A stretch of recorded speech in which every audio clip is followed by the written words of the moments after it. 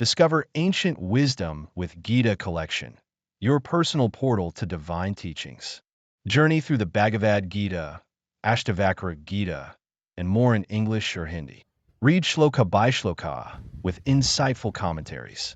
Connect with fellow seekers through our spiritual feeds where you can discover and share insights, reflections, and interpretations. Whether you're beginning your spiritual journey or deepening your practice, Gita Collection integrates timeless teachings into your daily life, bringing clarity and inner peace. Download now and transform ancient knowledge into living wisdom. Available on Android and iOS. Link in the description below. Bhagavad Gita Chapter 1 Lamenting the Consequence of War. Dhritarashtra said, O Sanjaya, what did my sons and the sons of Panda do when they gathered on the holy field of Kurukshetra, eager for battle? Sanjaya said, seeing the Pandava army arrayed for battle, King Duryodhana approached his teacher Drona and spoke these words.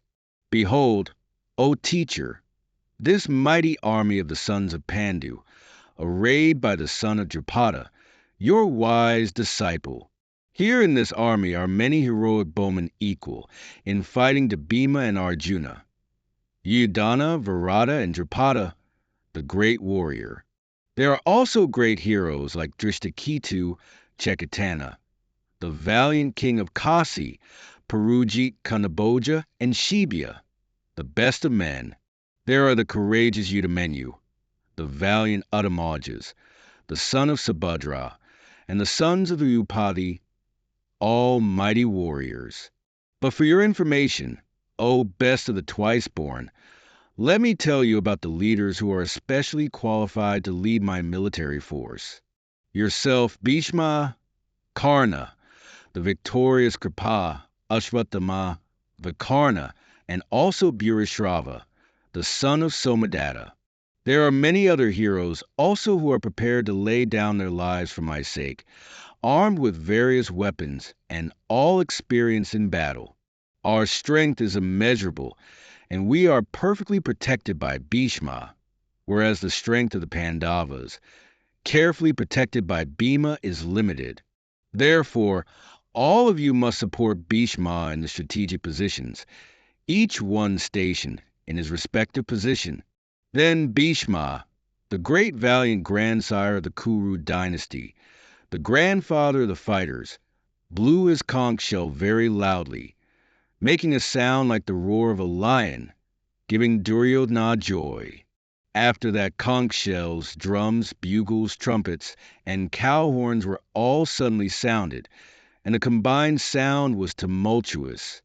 On the other side, both Lord Krishna and Arjuna, stationed on a grand chariot yoked with white horses, blew their divine conch shells. Hrishikesha Krishna blew the Panchajanya. Arjuna blew the Devdatta, and Bhima, the doer of tremendous tasks, blew the great conch Pandra. King Yudhishthira, the son of Kunti, blew the Anantavijaya. Nakula and Satyava blew the Sagosha and Manapushpaka. The excellent archer, the king of Kasi, the great warrior Shikhandi, Drishtadhyamna, Virata, and the invincible Satyaki, Drupada, the sons of Drupadi, and the mighty armed son of Subhadra, all blew their conch shells. O Lord of the earth, the tremendous sound, echoing through the sky and the earth, shattered the hearts of the sons of Dhritarashtra. Then, seeing the sons of Dhritarashtra standing in battle order, with weapons ready to begin the fight, Arjuna, whose chariot bore the emblem of Hanuman, raised his bow. Arjuna said, O Hrishikesha, please place my chariot between the two armies, so that I may see those who stand here desirous of fighting, and with whom I must contend in this great trial of arms. Let me see those who have come here to fight, wishing to please the evil-minded son of Dhritarashtra, and with whom I have to fight in this great battle. I wish to see those who are assembled here, ready to fight, wishing to please the evil-minded son of Dhritarashtra by engaging in war. Sanjaya said, O descendant of Bharata, Having thus been addressed by Arjuna, Lord Krishna placed a splendid chariot in the midst of the two armies. In front of Bhishma, Drona, and all the other kings, Krishna said, O Partha, behold these Kurus gathered here. There Arjuna saw standing fathers, grandfathers, teachers, maternal uncles, brothers, sons, grandsons, and friends. He also saw fathers-in-law and friends in both armies. Seeing all these relatives arrayed, Arjuna, the son of Kunti, was filled with deep compassion and sorrow. Overwhelmed with compassion, deeply despondent, Arjuna said, O Krishna, seeing my own kinsmen arrayed and eager for battle, my whole body shudders, my mouth dries up, my body trembles, and my hair stands on end. My bow, Gandiva, slips from my hand, and my skin burns all over. I am unable to stand, and my mind seems to be whirling. I see omens of misfortune. O Keshava, and I do not foresee any good resulting from killing my own kinsmen in battle. O Krishna, I do not desire victory, nor kingdom, nor pleasures. What is the use of the kingdom, pleasures, or even life itself? Those for whose sake we desire kingdom, enjoyments, and pleasures, they are all standing here in battle, ready to give up their lives and wealth. Teachers, fathers, sons, as well as grandfathers, maternal uncles, fathers-in-law, grandsons, brothers-in-law, and other relatives. O Madhusadana, I do not wish to kill them, even if I am killed by them, not even for the sovereignty of the three worlds, much less for this earth. What pleasure will we derive, O Janardana, by killing the sons of Dhritarashtra? Sin alone will be our gain from killing these aggressors. Therefore, it is not proper for us to kill the sons of Dhritarashtra, our relatives. How can we be happy by killing our own kinsmen, O Madhava, though their hearts are overcome by greed, and they see no fault in destroying their family or betraying friends? Why should we, who clearly see the sin in destroying our family, not turn away from this crime, O Janardana? With the destruction of a dynasty, the eternal family traditions are destroyed, and with the loss of tradition, lawlessness overwhelms the entire family. When lawlessness prevails, O Krishna, the women of the family become corrupt, and with the corruption of women, O descendant of Vrishni, comes the intermixture of castes. Such intermixture leads the family and its destroyers to hell, as the ancestors fall, deprived of offerings of rice and water. Through these faults of the destroyers of a family, causing the intermixture of castes, the eternal caste traditions and family customs are destroyed. We have heard, O Janardana, that those whose family duties are destroyed dwell in hell indefinitely. Alas! We are resolved to commit a great sin by being eager to kill our own kinsmen out of greed for the pleasures of a kingdom. If the sons of Dhritarashtra, armed with weapons, kill me unresisting and unarmed in the battle, that would be better for me. Sanjaya said. Having spoken thus in the midst of the battlefield, Arjuna cast aside his bow and arrows and sat down on the chariot, his mind overwhelmed with sorrow. This chapter sets the stage for the profound philosophical and spiritual teachings that follow in the Bhagavad Gita. Arjuna's deep moral and emotional conflict highlights the complexities of dharma, duty, and paves the way for Krishna's guidance. Chapter 2. The Eternal Reality of the Soul's Immortality. Sanjaya said, seeing Arjuna full of compassion, his mind depressed, his eyes full of tears, Madhusadana Krishna spoke these words. The blessed Lord said, whence has this timidity of yours come to you at this hour of crisis? It is unknown to those who are noble. It does not lead to heaven, and it causes disgrace. O Arjuna, O Partha Arjuna, do not yield to this unmanliness. It does not befit you. Cast off this petty weakness of heart and arise, O scorcher of enemies. Indeed, it would be better to live in this world by begging than to kill these noble elders. Though they are avaricious, they are my teachers. If I kill them, I would only enjoy wealth and pleasures stained with their blood. We do not know which is better for us, whether we conquer them or they conquer us. The sons of Dhritarashtra stand before us. If we kill them, we would not wish to live. With my nature overpowered by weak commiseration, with a mind in confusion about duty, I ask you, what is better? Tell me decisively. I am your disciple. Instruct me, who have taken refuge in you. I do not see what will drive away the sorrow that dries up my senses. Even if I were to obtain an unrivaled and prosperous kingdom on earth, or supremacy over the gods. Sanjaya said, having spoken thus to Rishikesha, Krishna, Gadaksha Arjuna, the scorcher of enemies, said to Govinda, I shall not fight, and fell silent. O Bharata Dhritarashtra, then Rishikesha, Krishna, as if smiling, spoke these words to him Arjuna, who was despondent in the midst of the two armies. The blessed Lord said, while speaking learned words, you are mourning for what is not worthy of grief. Those who are wise lament neither for the living nor for the dead. Never was there a time when I did not exist, nor you, nor all these kings. Nor in the future shall any of us cease to be. As the embodied soul continuously passes in this body, from boyhood to youth to old age, the soul similarly passes into another body at death. A self-realized soul is not bewildered by such a change. O son of Kunti, the non-permanent appearance of happiness and distress, and their disappearance in due course, are like the appearance and disappearance of winter and summer seasons. They arise from sense perception, O scion of Bharata, and one must learn to tolerate them without being disturbed. O best among men Arjuna, the person who is not disturbed by happiness and distress, and is steady in both, is certainly eligible for liberation. Those who are seers of the truth have concluded that of the non-existent, the material body, there is no endurance, and of the eternal, the soul, there is no change. This they have concluded by studying the nature of both, that which pervades the entire body, you should know to be indestructible. No one is able to destroy that imperishable soul.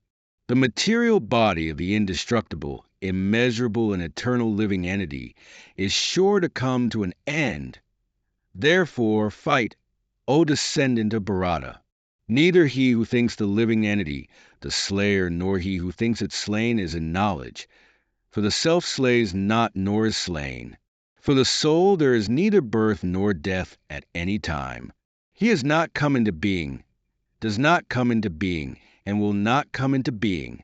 He is unborn, eternal, ever existing and primeval. He is not slain when the body is slain.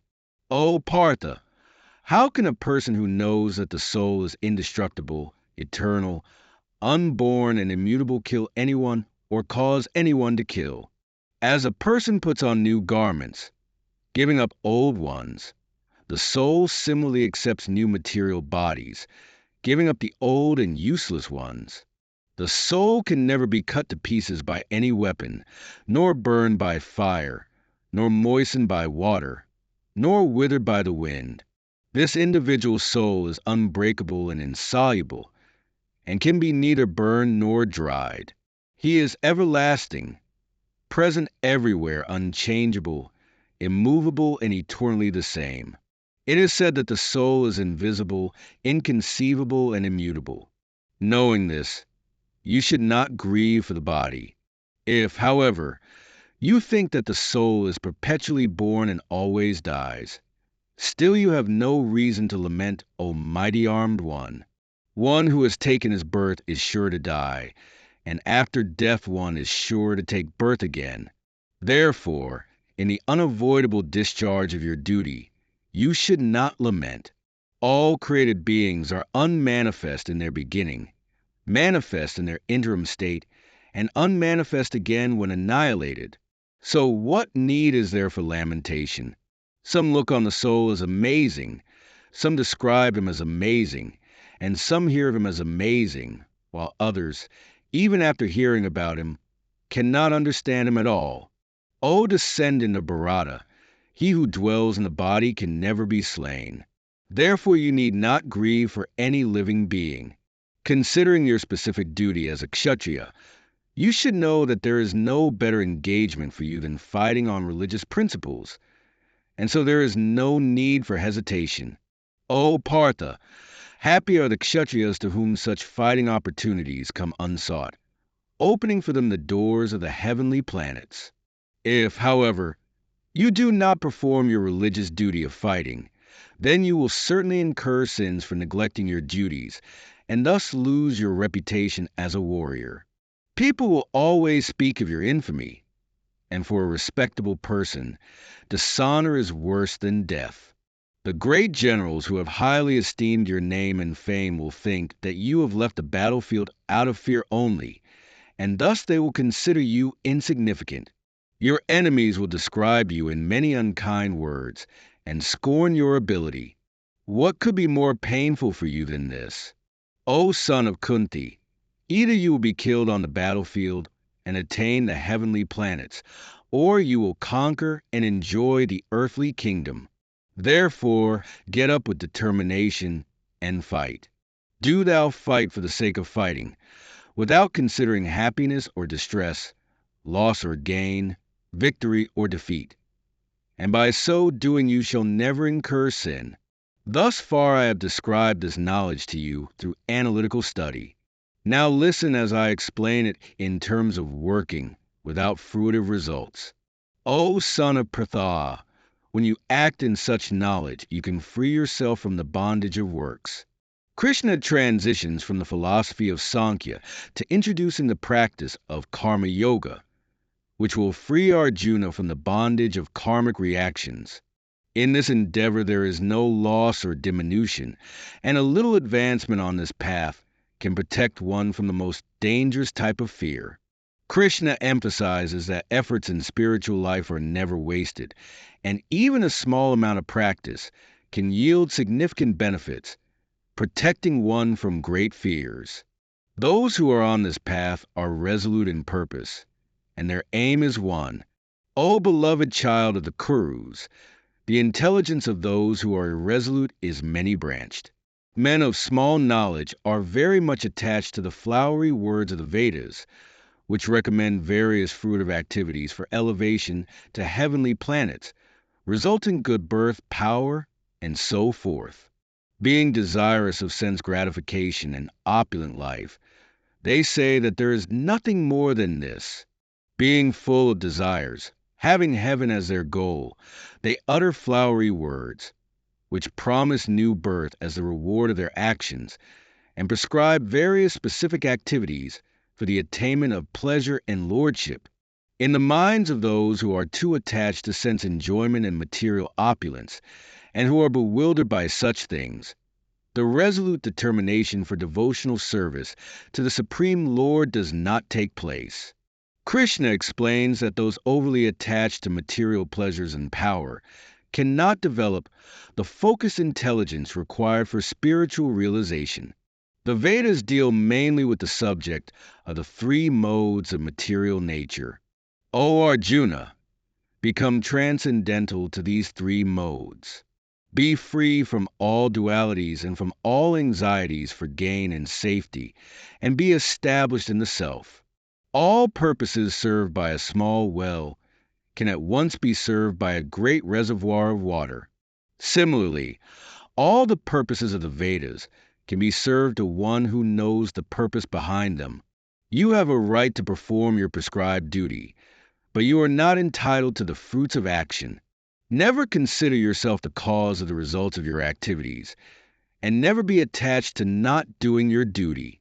Perform your duty equipoised, O Arjuna, abandoning all attachment to success or failure. Such equanimity is called yoga.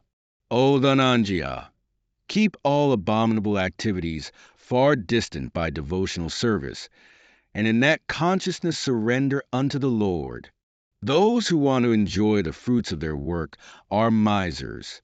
A man engaged in devotional service rids himself of both good and bad reactions even in this life. Therefore strive for yoga, which is the art of all work. By thus engaging in devotional service to the Lord, great sages or devotees free themselves from the results of work in the material world. In this way they become free from the cycle of birth and death, and attain the state beyond all miseries.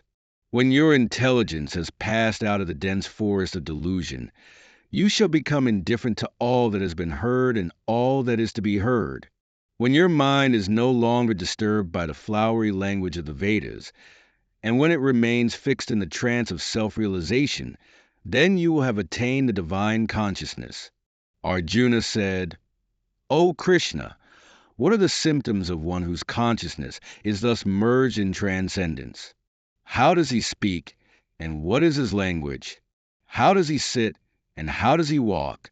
The Supreme Personality of Godhead said, O Partha, when a man gives up all varieties of desire for sense gratification, which arise from mental concoction, and when his mind, thus purified, finds satisfaction in the self alone, then he is said to be in pure transcendental consciousness.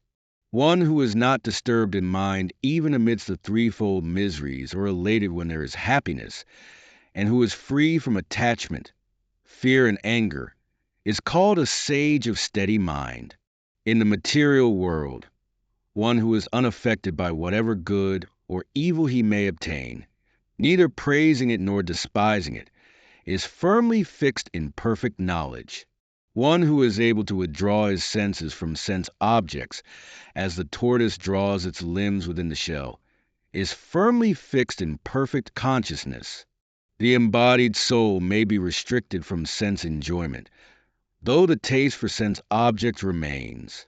But, ceasing such engagements by experiencing a higher taste, he is fixed in consciousness. The senses are so strong and impetuous, O Arjuna, that they forcibly carry away the mind even of a man of discrimination who is endeavoring to control them. One who restrains his senses, keeping them under full control, and fixes his consciousness upon me, is known as a man of steady intelligence. While contemplating the objects of the senses, a person develops attachment for them, and from such attachment lust develops, and from lust anger arises. From anger, complete delusion arises, and from delusion bewilderment of memory. When memory is bewildered, intelligence is lost, and when intelligence is lost, one falls down again into the material pool. But a person free from all attachment and aversion, and able to control his senses through regulated principles of freedom, can obtain the complete mercy of the Lord. For one thus satisfied in Krishna consciousness, the threefold miseries of material existence exist no longer. In such satisfied consciousness, one's intelligence is soon well established. One who is not connected with the Supreme in Krishna consciousness can have neither transcendental intelligence nor a steady mind, without which there is no possibility of peace. And how can there be any happiness without peace? As a strong wind sweeps away a boat on the water, even one of the roaming senses on which the mind focuses can carry away a man's intelligence. Therefore, O mighty armed, one whose senses are restrained from their objects is certainly of steady intelligence. What is night for all beings is the time of awakening for the self-controlled, and the time of awakening for all beings is night for the introspective sage. A person who is not disturbed by the incessant flow of desires that enter like rivers into the ocean, which is ever being filled but is always still, can alone achieve peace, and not the man who strives to satisfy such desires. A person who has given up all desires for sense gratification, who lives free from desires, who has given up all sense of proprietorship and is devoid of false ego, he alone can attain real peace. Krishna concludes the chapter by describing the state of Brahman realization. One who attains this state is no longer deluded and, even at the time of death, attains liberation. Chapter 3. The Eternal Duties of Human Beings. Arjuna said, O Janardana, O Keshava, if you consider that knowledge is better than action, why then do you engage me in this terrible action? My intelligence is bewildered by your equivocal instructions. Therefore, please tell me decisively which one path will lead me to the greatest good. The blessed Lord said, O sinless one, I have already explained that in this world there are two kinds of faith, the contemplative life of the philosophical and the active life of the yogis. Not by merely abstaining from work can one achieve freedom from reaction, nor by renunciation alone can one attain perfection. Everyone is forced to act helplessly according to the qualities he has acquired from the modes of material nature. Therefore no one can refrain from doing something, not even for a moment. One who restrains the senses of action, but whose mind dwells on sense objects, certainly deludes himself and is called a pretender.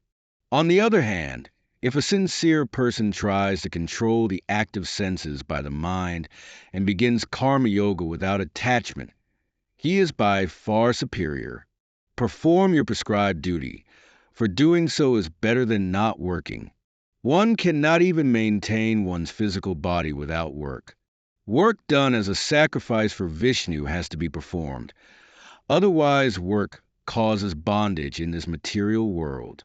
Therefore, O son of Kunti, perform your prescribed duties for his satisfaction, and in that way you will always remain free from bondage. In the beginning of creation, the Lord of all creatures sent forth generations of men and demigods, along with sacrifices for Vishnu, and blessed them by saying, Be thou happy by this yajna sacrifice, because its performance will bestow upon you everything desirable for living happily and achieving liberation. The demigods, being pleased by sacrifices, will also please you, and thus, by cooperation between men and demigods, prosperity will reign for all.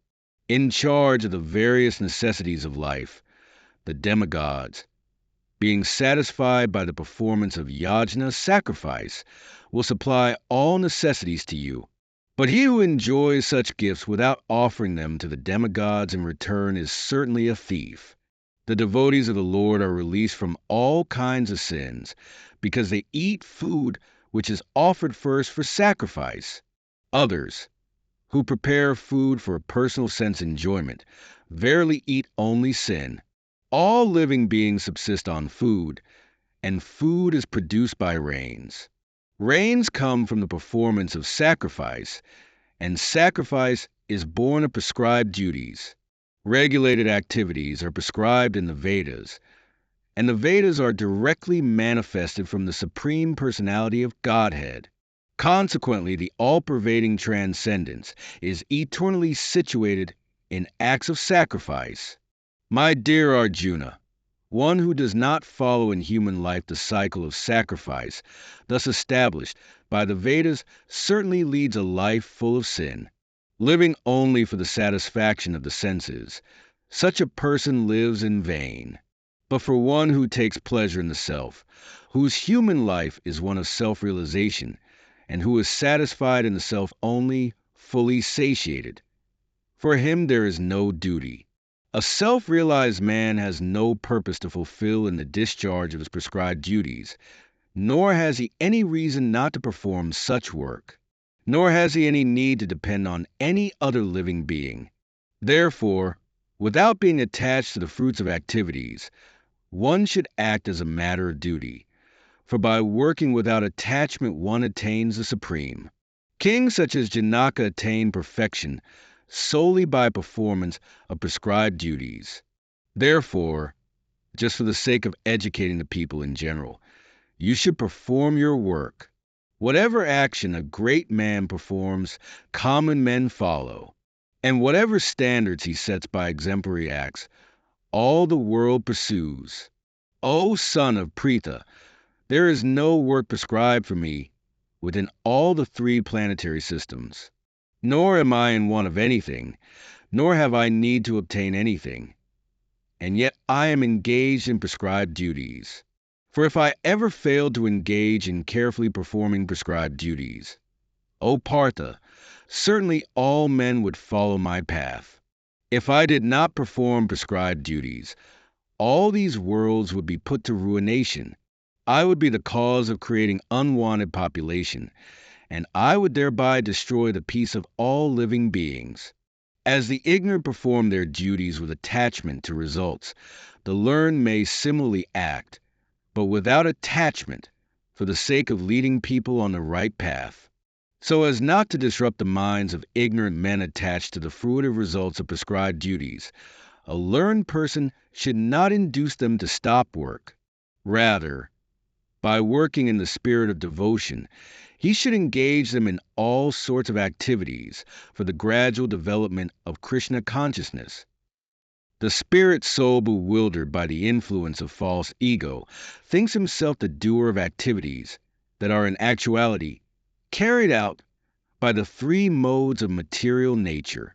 One who is in knowledge of the absolute truth, almighty armed, does not engage himself in the senses and sense gratification, knowing well the differences between work in devotion and work for fruitive results. Bewildered by the modes of material nature, the ignorant fully engage themselves in material activities and become attached. But the wise should not unsettle them. Although these duties are inferior due to the performer's lack of knowledge. Therefore, O Arjuna, surrendering all your works unto me, with full knowledge of me, without desires for profit, with no claims to proprietorship, and free from lethargy, fight.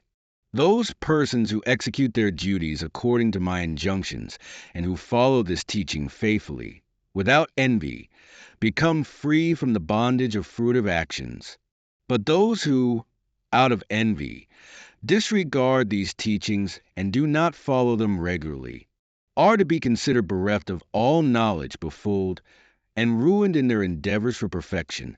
Even a man of knowledge acts according to his own nature, for everyone follows the nature he has acquired from the three modes. What can repression accomplish? There are principles to regulate attachment and aversion pertaining to the senses and their objects. One should not come under the control of such attachment and aversion, because they are stumbling blocks on the path of self-realization. It is far better to discharge one's prescribed duties, even though faultily, than another's duties perfectly. Destruction in the course of performing one's own duty is better than engaging in another's duties. For to follow another's path is dangerous. Arjuna said, O descendant of Vrishni, by what is one impelled to sinful acts, even unwillingly, as if engaged by force? The Supreme Personality of Godhead said, It is lust only, Arjuna, which is born of contact with the material mode of passion and later transformed into wrath, and which is the all-devouring sinful enemy of this world. As fire is covered by smoke, as a mirror is covered by dust, or as the embryo is covered by the womb, the living entity is similarly covered by different degrees of this lust. Thus the wise living entity's pure consciousness is covered by his eternal enemy, in the form of lust, which is never satisfied and burns like fire.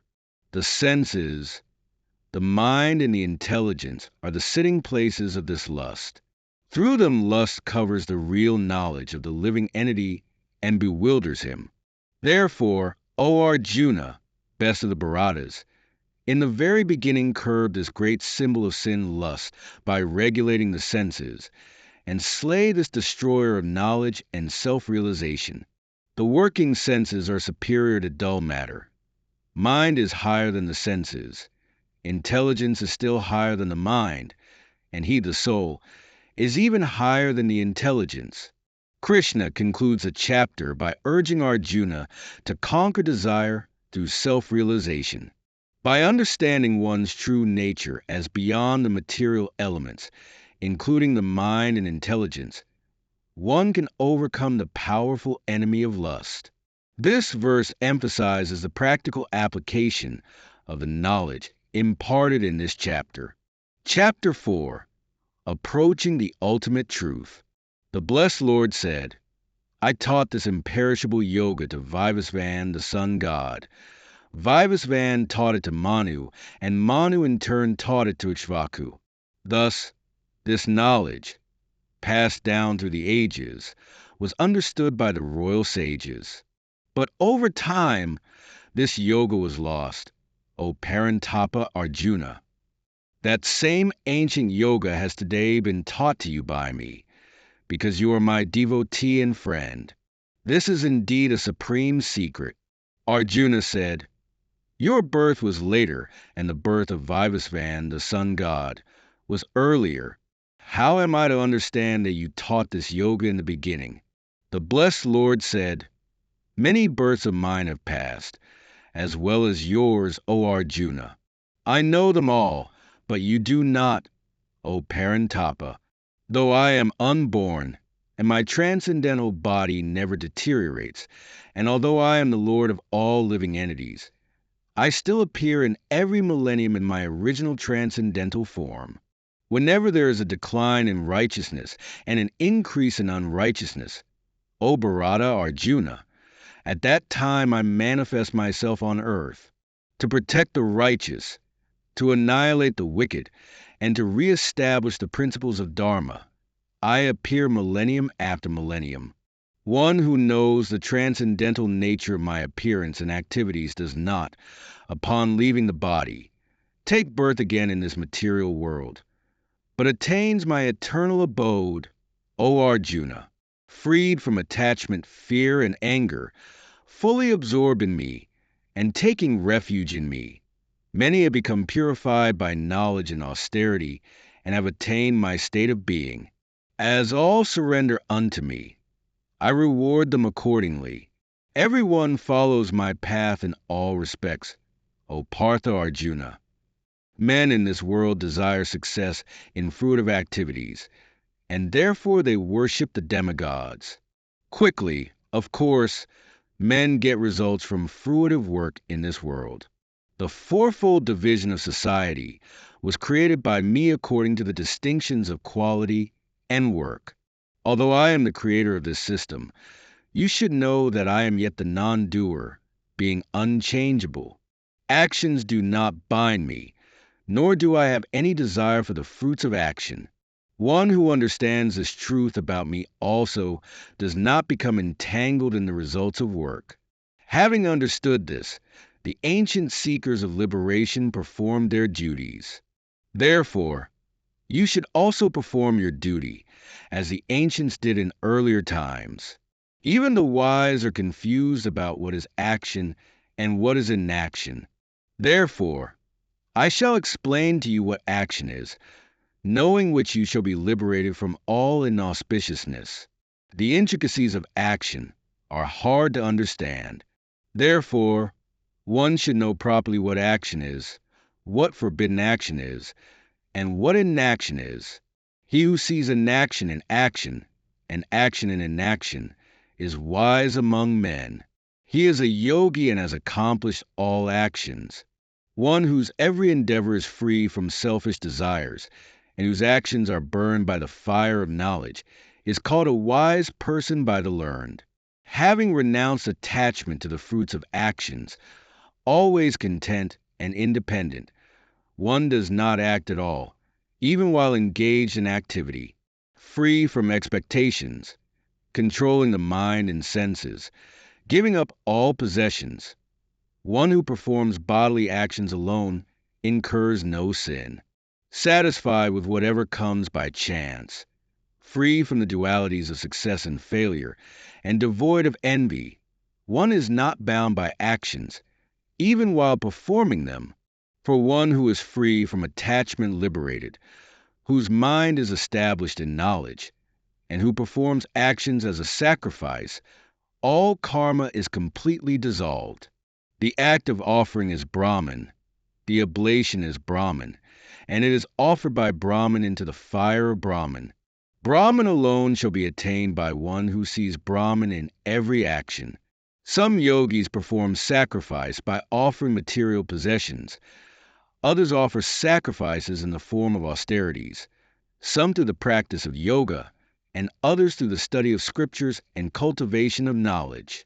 Some offer the outgoing breath into the incoming, and the incoming breath into the outgoing, restraining the flow of both, thus engaged in the practice of pranayama, breath control. Others, who regulate their diet and practice control of the senses, offer the vital airs into the vital airs. All these individuals, who know the art of sacrifice, are cleansed of their impurities. Those who partake of the nectar of sacrifice attain the eternal Brahman. O best of the Kurus! For those who do not sacrifice, there is no happiness in this world or the next. All these different kinds of sacrifices are approved by the Vedas and are born of various actions. Knowing this, you shall be liberated from the bondage of karma. Others who regulate their diet and practice control of the senses offer the vital airs into the vital airs. All these individuals, who know the art of sacrifice, are cleansed of their impurities.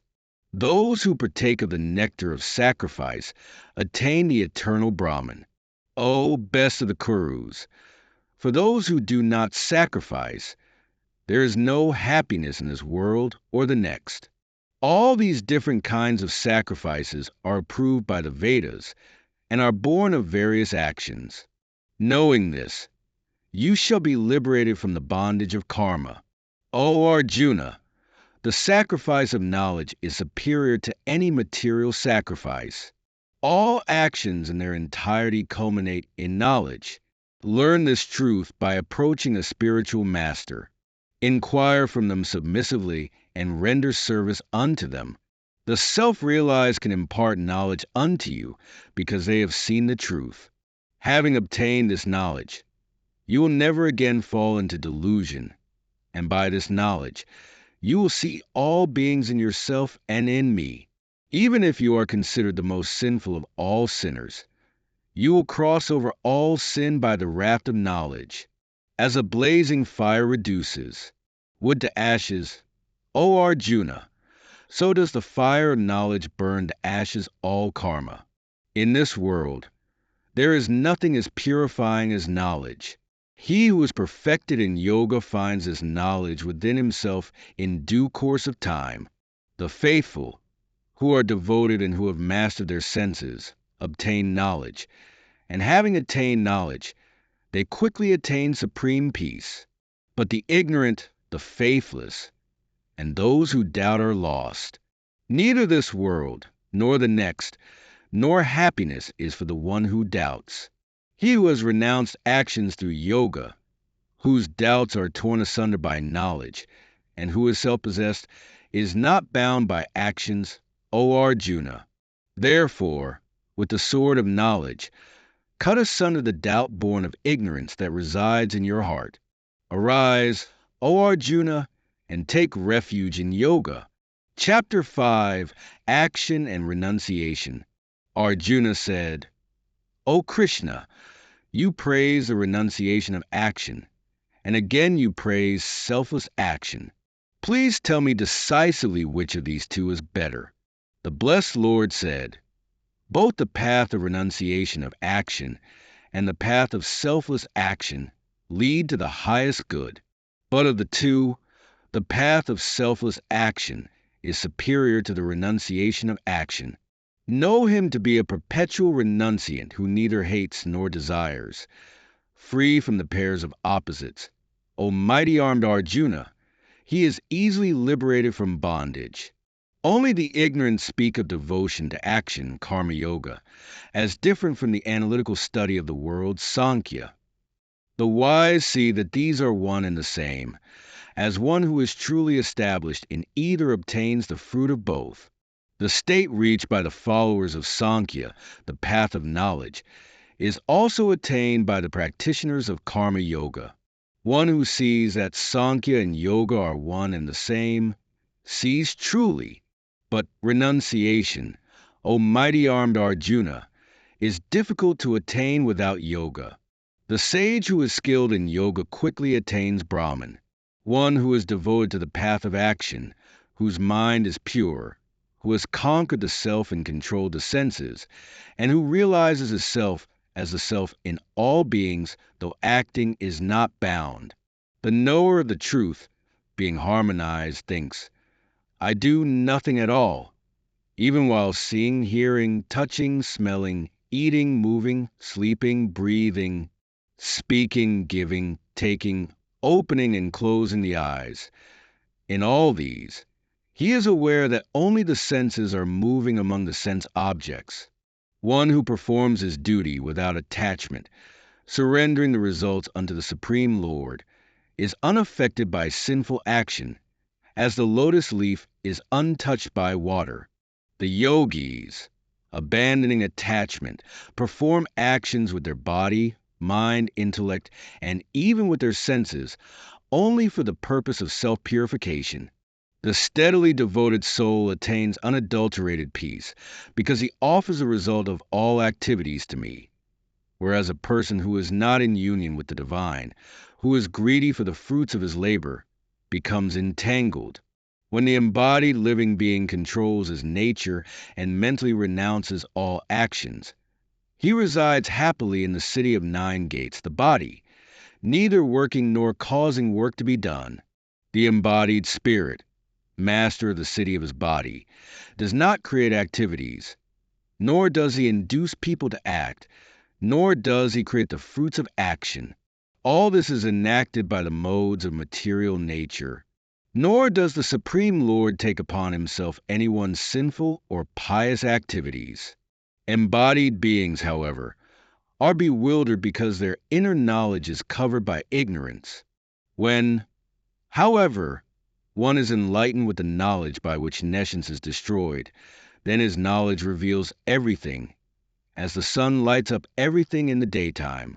When one's intelligence, mind, faith, and refuge are all fixed in the Supreme, then one becomes fully cleansed of misgivings through complete knowledge, and thus proceeds straight on the path of liberation. The humble sages, by virtue of true knowledge, see with equal vision a learned and gentle Brahma, a cow, an elephant, a dog, and a dog-eater outcast. Those whose minds are established in sameness and equanimity have already conquered the conditions of birth and death.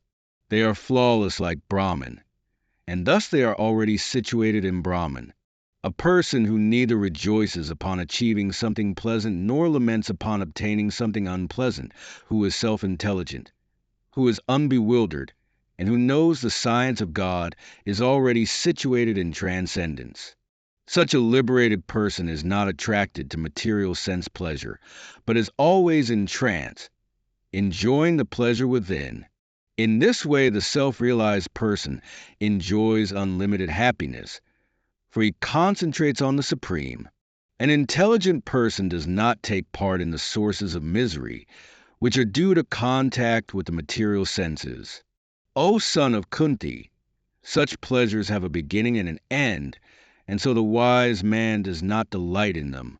Before giving up this present body, if one is able to tolerate the urges of the material senses and check the force of desire and anger, he is well situated and is happy in this world.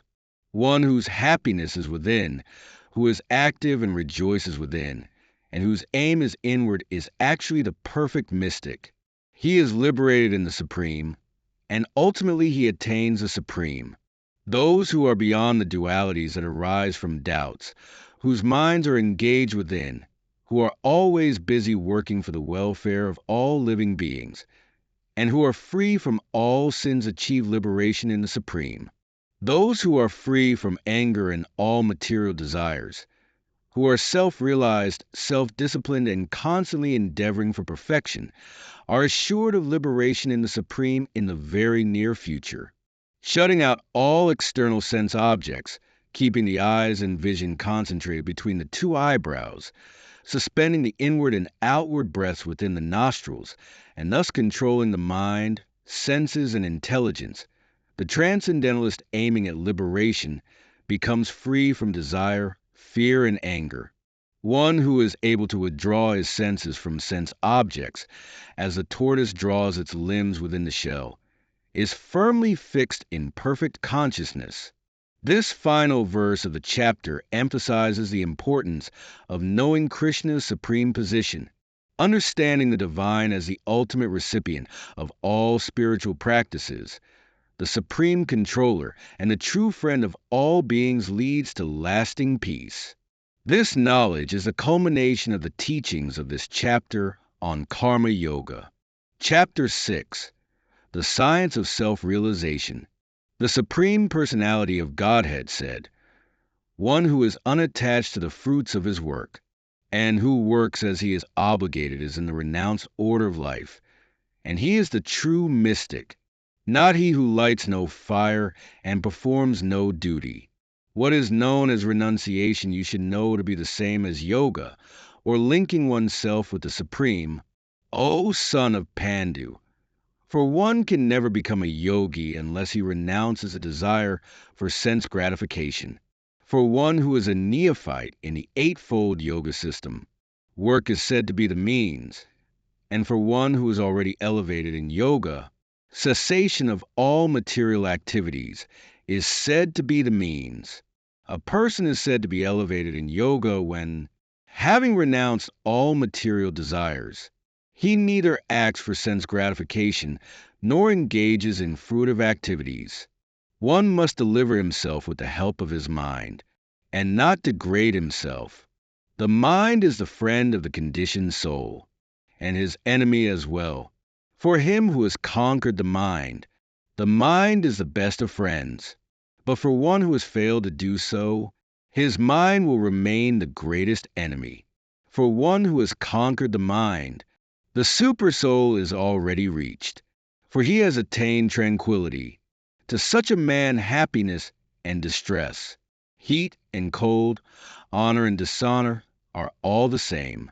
A person is said to be established in self-realization and is called a yogi or mystic when he is fully satisfied by virtue of acquired knowledge and realization. Such a person is situated in transcendence and is self-controlled. He sees everything, whether it be pebbles, stones, or gold, as the same.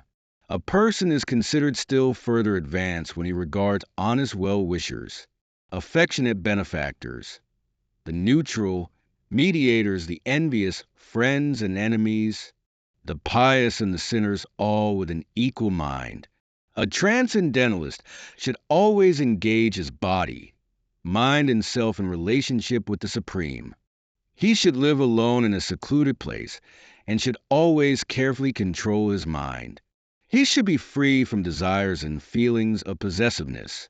To practice yoga, one should go to a secluded place and should lay kusa grass on the ground, and then cover it with a deerskin and a soft cloth. The seat should be neither too high nor too low, and should be situated in a sacred place.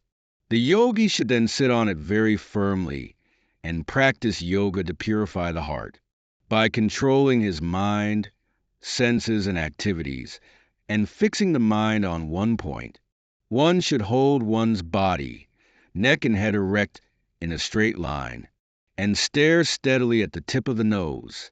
Thus, with an unagitated, subdued mind, devoid of fear, completely free from sex life, one should meditate upon me within the heart and make me the ultimate goal of life, thus practicing constant control of the body, mind, and activities.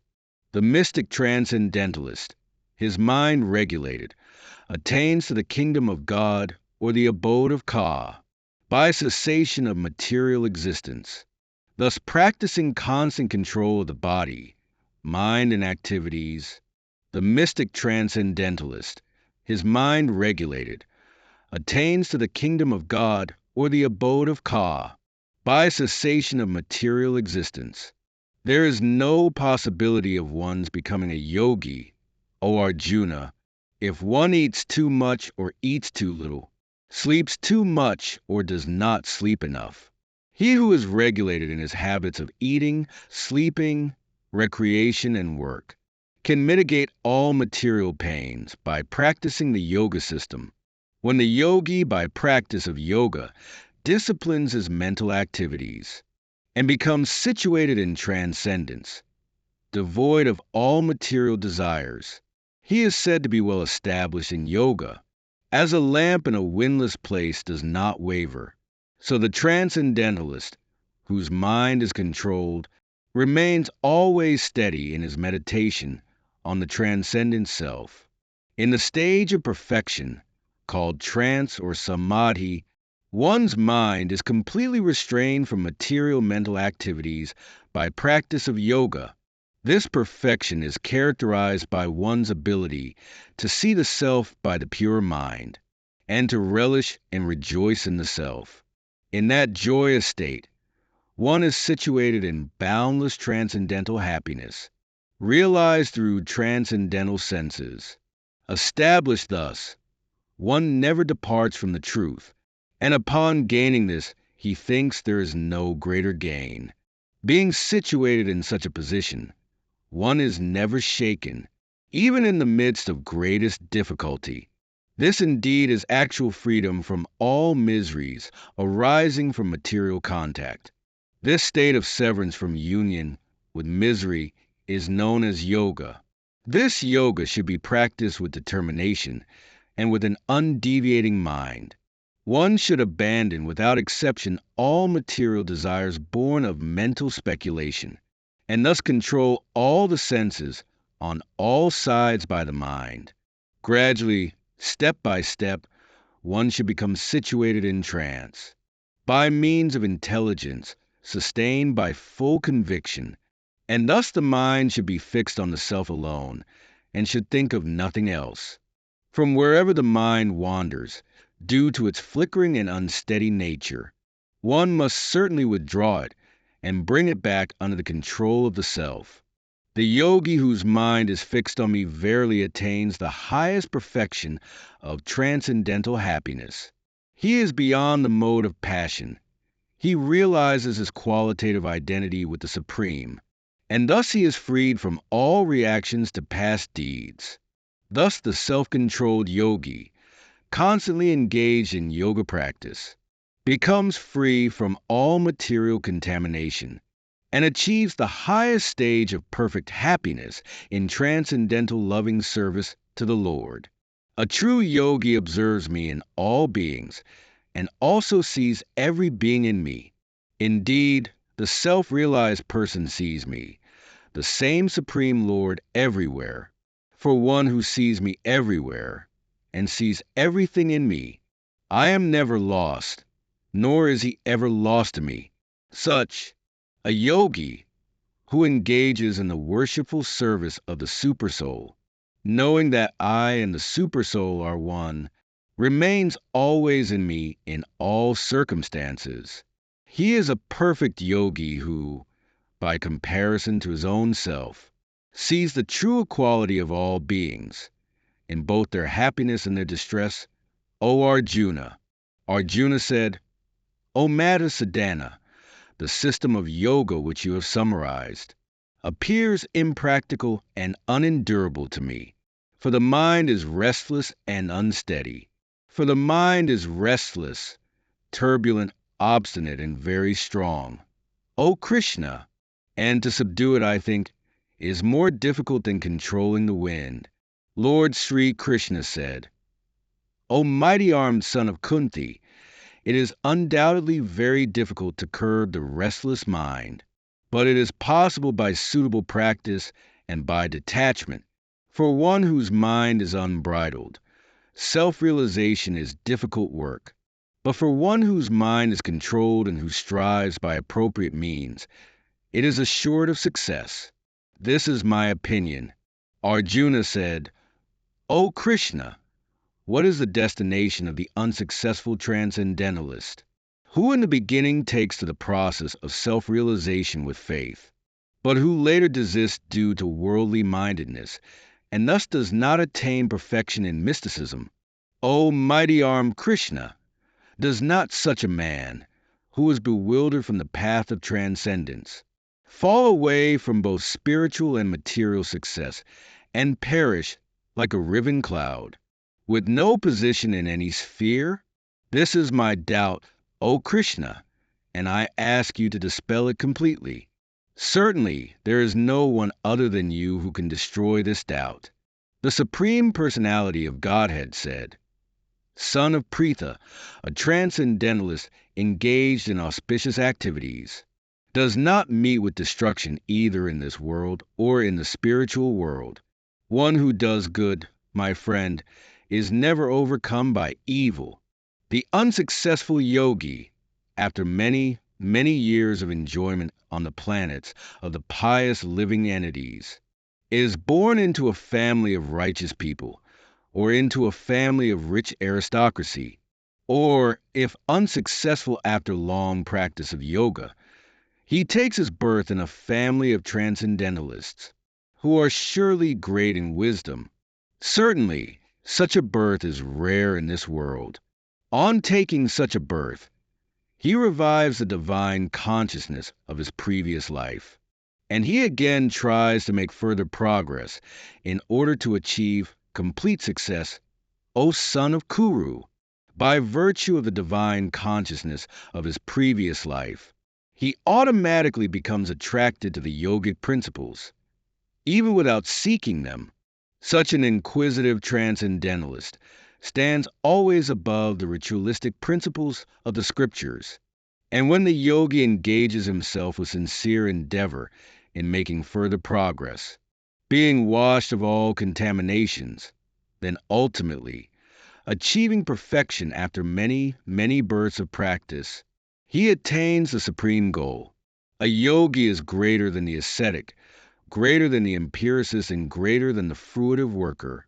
Therefore, O Arjuna, in all circumstances be a yogi, and of all yogis, the one with great faith who always abides in me, thinks of me within himself, and renders transcendental loving service to me.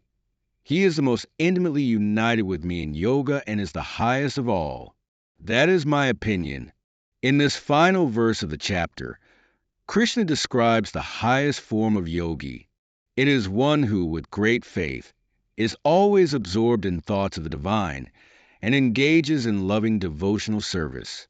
This yogi is considered to be the most intimately united with the Supreme. Chapter 7. Knowledge of the Ultimate Truth.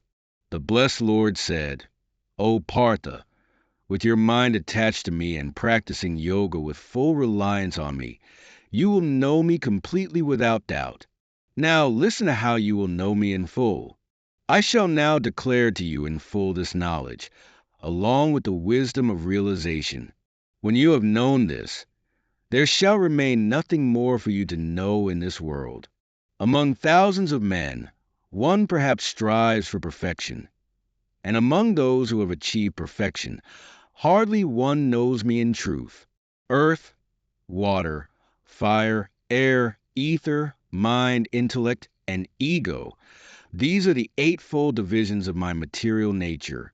Beyond this inferior nature, O mighty-armed Arjuna, know that there is another, superior energy of mine, which comprises the living entities and sustains the universe. Understand that all beings have their origin in these two natures. I am the source of the entire creation and its dissolution as well. O Dhananjaya, there is nothing superior to me. Everything rests upon me, as pearls are strung on a thread. O son of Kunti, I am the taste in water, the light of the sun and the moon, the syllable OM in the Vedic mantras, the sound in ether, and the ability in man. I am the pure fragrance of the earth, the brilliance in fire, the life in all beings, and the austerity in the ascetics. Know me, O Partha, as the eternal seed of all beings. I am the intelligence of the intelligent and the splendor of the splendid. I am the strength of the strong, devoid of desire and attachment. I am the desire that is not contrary to Dharma. O best of the Bharatas, know that all states of being, whether they are in goodness, passion, or ignorance, are manifested by my energy. I am not in them. They are in me. The entire world is deluded by these three modes, goodness, passion, and ignorance, and does not know me, who am beyond them and immutable. This divine energy of mine, consisting of the three modes of nature, is difficult to overcome, but those who surrender unto me can easily cross beyond it. The deluded, who are the lowest among men, whose knowledge is stolen by illusion, and who partake of the demoniac nature, do not surrender unto me. O Arjuna, for kinds of pious men begin to render devotional service unto me: the distressed, the desirer of wealth, the inquisitive, and he who is searching for knowledge of the Absolute. Of these, the wise one who is ever steadfast and who worships me with exclusive devotion is the best, for I am very dear to him, and he is dear to me. All these devotees are certainly noble, but the one who is situated in knowledge is verily like my own self. Being steadfast in devotion, he is firmly established in me and attains the highest goal. After many births, the wise man surrenders unto me, realizing that Vasudeva is everything. Such a great soul is very rare. Those whose knowledge has been stolen by desire surrender to other gods, following their own nature and worshiping with specific rites. Whichever form any devotee wishes to worship with faith, I make that faith steady, so that he can devote himself to that form. Endowed with that faith, he engages in the worship of that form and obtains his desires, as ordained by me. Men of small intelligence worship the gods, and their fruits are limited and temporary. Those who worship the gods go to the gods, but my devotees come to me. The ignorant think that I, the unmanifest, have become manifest in this form. They do not understand my higher, immutable, and supreme nature. I am not manifest to everyone, being veiled by my yogamaya. This deluded world does not recognize me, the unborn and eternal. O Arjuna, as the Supreme Lord, I know everything that has happened in the past, all that is happening in the present, and all that will happen in the future. Yet no one knows me in full. O descendant of Bharata, all living beings are born into delusion, overcome by the dualities of desire and hate. But those who are free from sin, whose actions are righteous, are freed from the delusion of dualities and worship me with firm resolve. Those who strive for liberation from old age and death, taking refuge in me, come to know Brahman, the Self, and the entire field of action. Those who know me as the governing principle of the material manifestation, the gods, and all sacrifices, can know me even at the time of death with steadfast minds.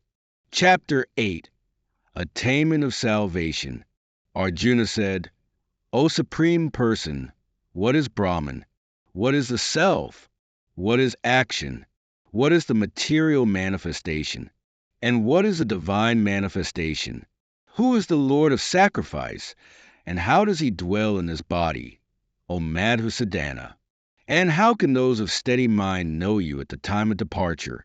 The blessed Lord said, the indestructible and transcendental living entity is called Brahman, and its eternal nature is called the Self. Action pertaining to the development of these material bodies is called karma, or fruitive activities. O best of the embodied beings, the physical nature, which is constantly changing, is called adibhuta, the material manifestation. The universal form of the Lord, which includes all the demigods, like those of the sun and moon, is called adhidaiva. And I, The Supreme Lord, represented as the supersoul in the heart of every embodied being, am called Adiyajna, the Lord of sacrifice, and whoever, at the end of his life, quits his body remembering me alone at once attains my nature. Of this there is no doubt.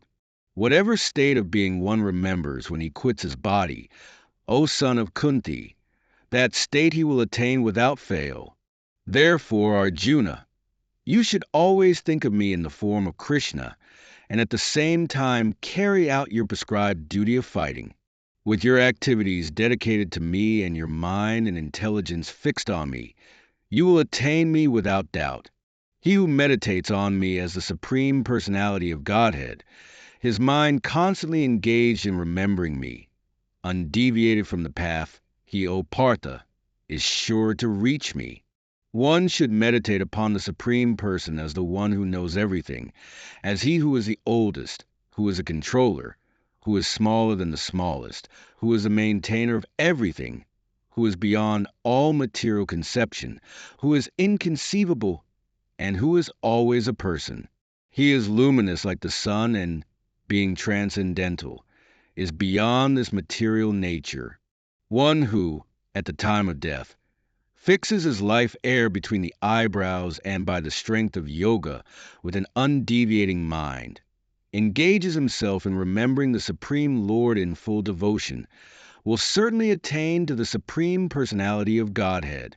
Persons who are learned in the Vedas, who utter Omkara, and who are great sages in the renounced order enter into Brahman.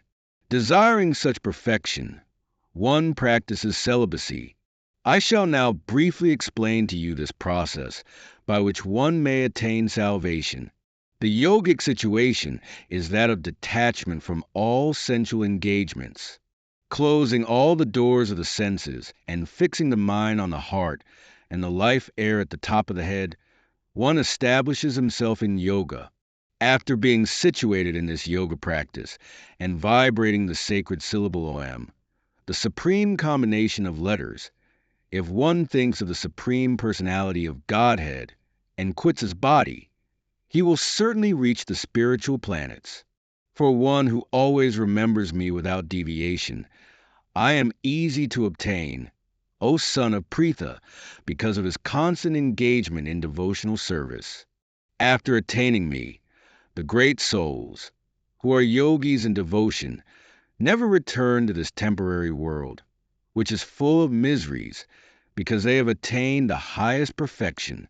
From the highest planet in the material world down to the lowest, all are places of misery wherein repeated birth and death take place. But one who attains to my abode, O son of Kunti, never takes birth again.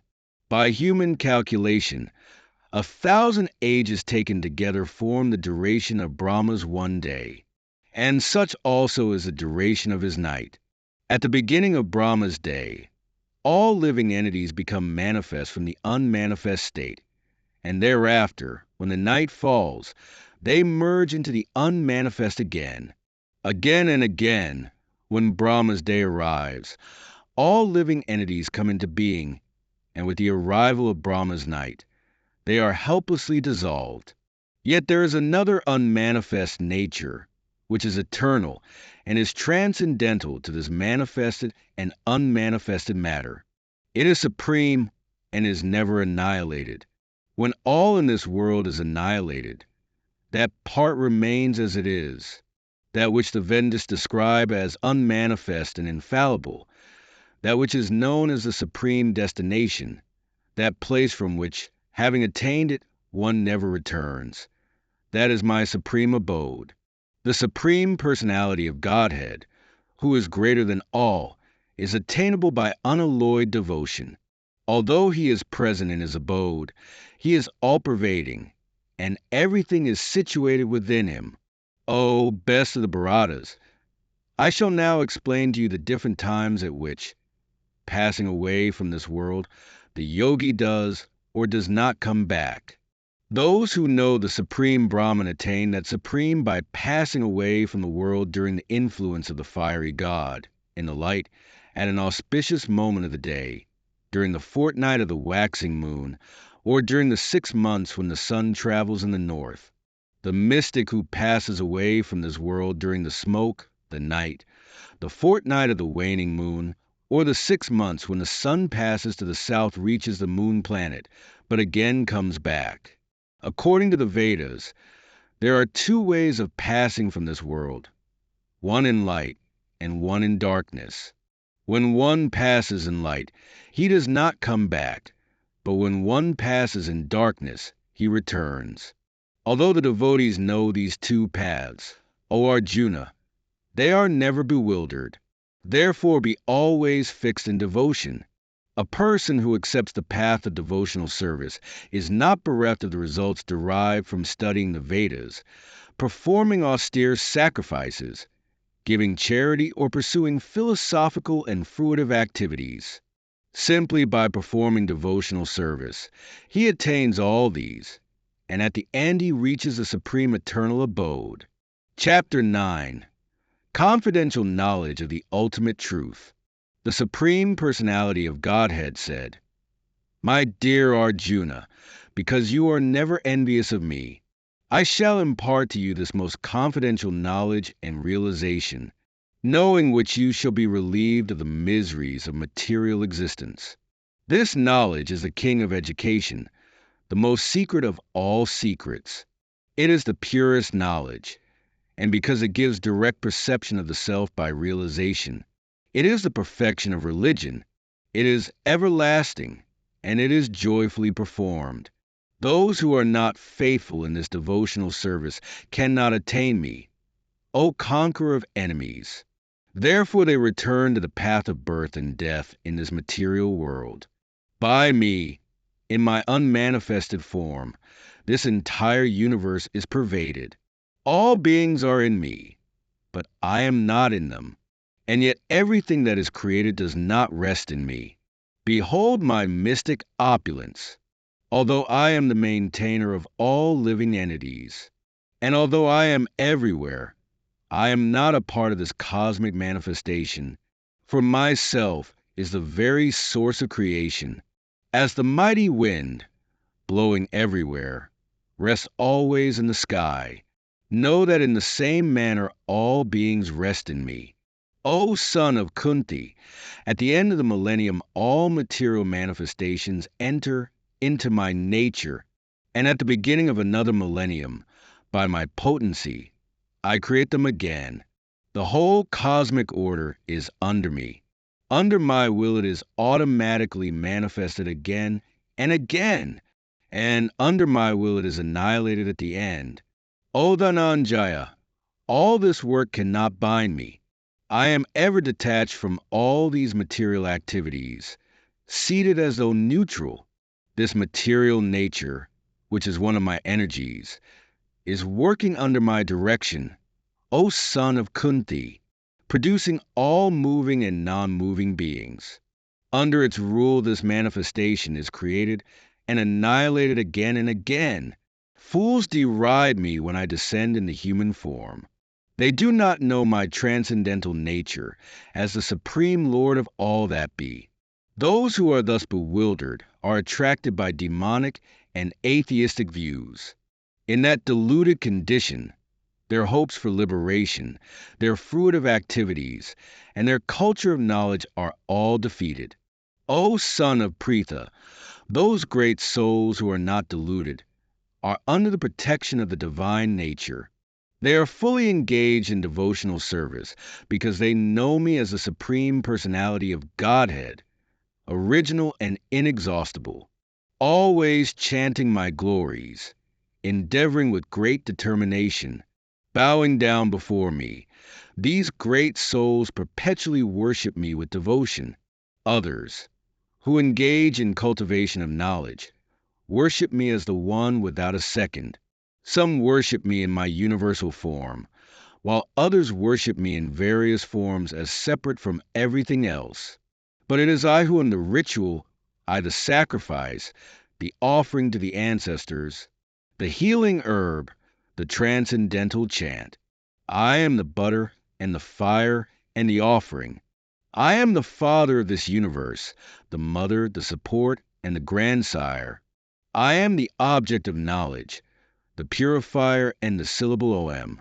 I am also the rig, the Sama, and the Yajur Vedas. I am the goal, the sustainer, the master, the witness, the abode, the refuge, and the most dear friend. I am the creation and the annihilation, the basis of everything, the resting place and the eternal seed. O Arjuna, I give heat, I withhold and send forth the rain. I am immortality, and I am also death personified. Both reality and unreality are in me. Those who study the Vedas and drink the Soma juice, seeking the heavenly planets, worship me indirectly. Purified of sinful reactions, they take birth on the pious, heavenly planet of Indra, where they enjoy godly delights. When they have thus enjoyed vast heavenly sense pleasure, and the results of their pious activities are exhausted, they return to this mortal planet again. Thus, those who seek sense enjoyment by adhering to the principles of the three Vedas achieve only repeated birth and death. But those who always worship me with exclusive devotion, meditating on my transcendental form, to them I carry what they lack, and I preserve what they have. Krishna states that even those who worship other deities with faith are indirectly worshiping him, as he is the ultimate source of all divinity. However, he indicates that this indirect worship is not the most effective method, implying that direct devotion to him is the superior path. I am the only enjoyer and master of all sacrifices. Therefore, those who do not recognize my true transcendental nature fall down. Those who worship the demigods will take birth among the demigods. Those who worship the ancestors go to the ancestors. Those who worship ghosts and spirits will take birth among such beings, and those who worship me will live with me. If one offers me with love and devotion a leaf, a flower, a fruit, or water, I will accept it. Whatever you do, whatever you eat, whatever you offer or give away, and whatever austerities you perform, do that, O son of Kunti, as an offering to me. In this way you will be freed from bondage to work and its auspicious and inauspicious results. With your mind fixed on me in this principle of renunciation, you will be liberated and come to me. I envy no one, nor am I partial to anyone. I am equal to all, but whoever renders service unto me in devotion as a friend is in me, and I am also a friend to him.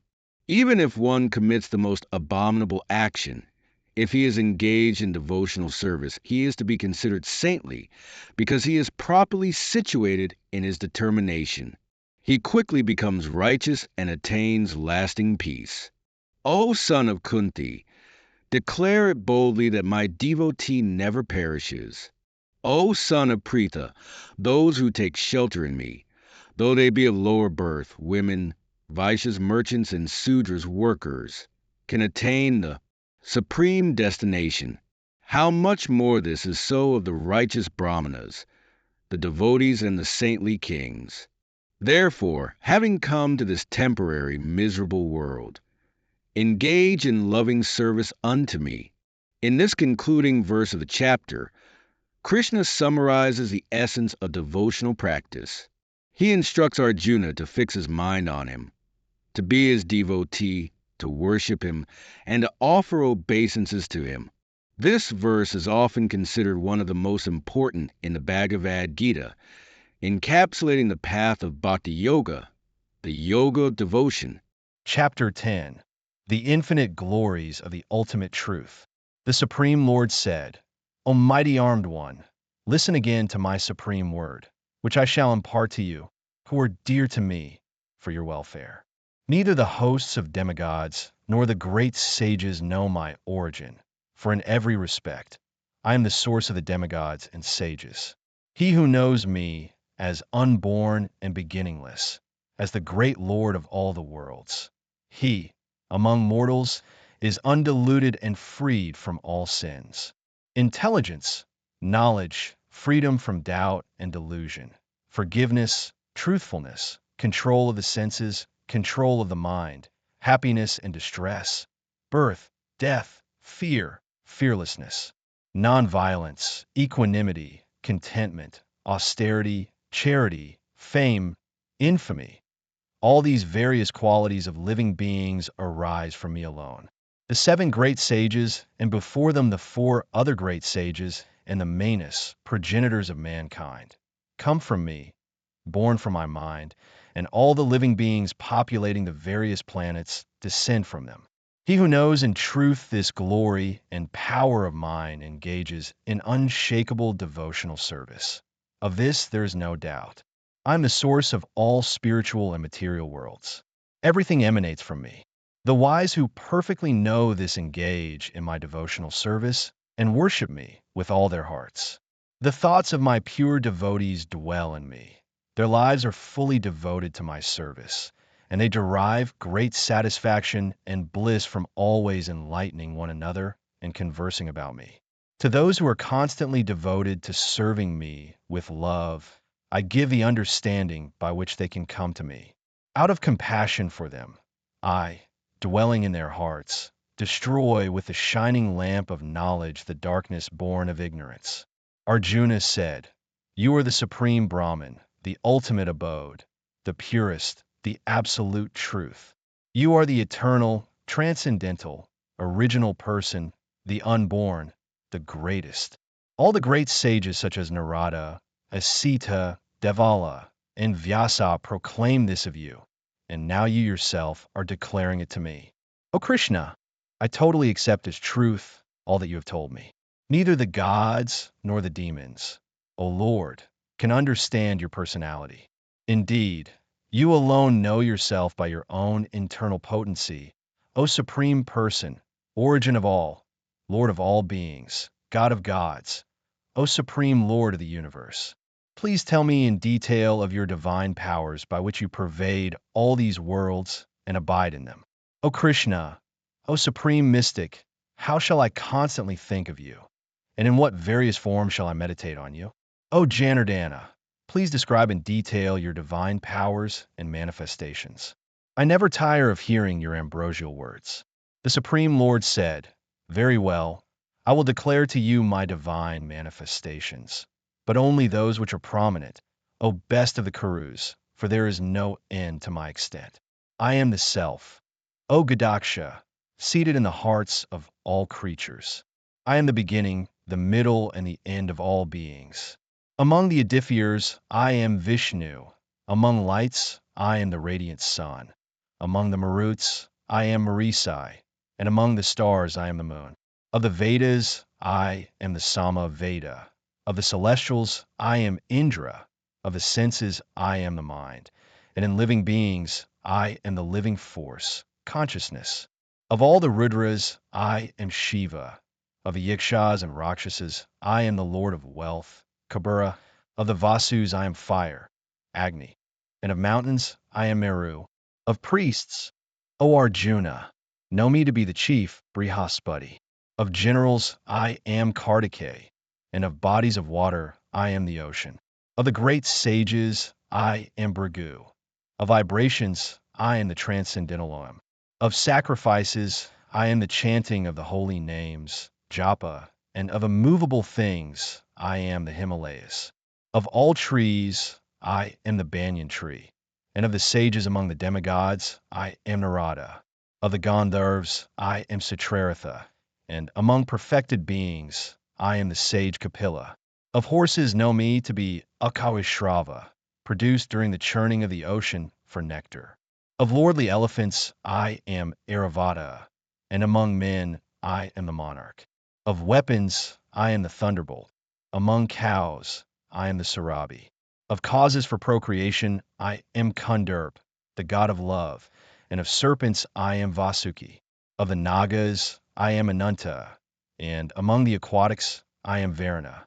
Of departed ancestors, I am Uryama, and among the dispensers of law, I am Yama, the lord of death.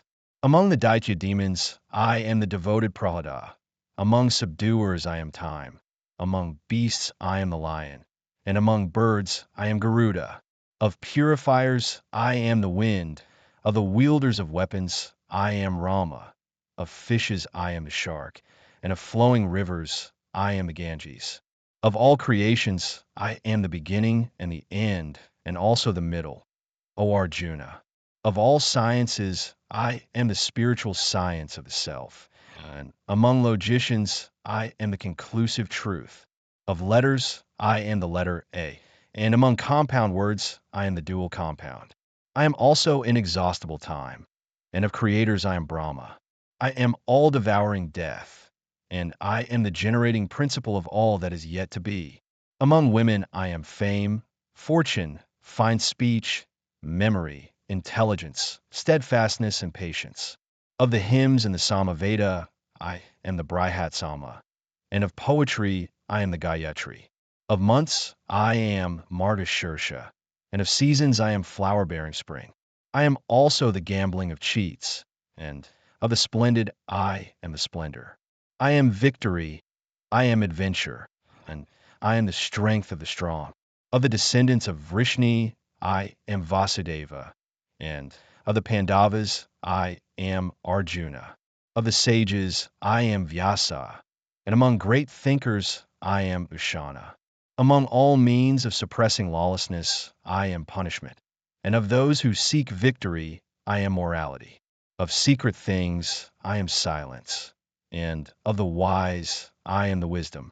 Furthermore, O Arjuna, I am the generating seed of all existences. There is no being, moving or non-moving, that can exist without me.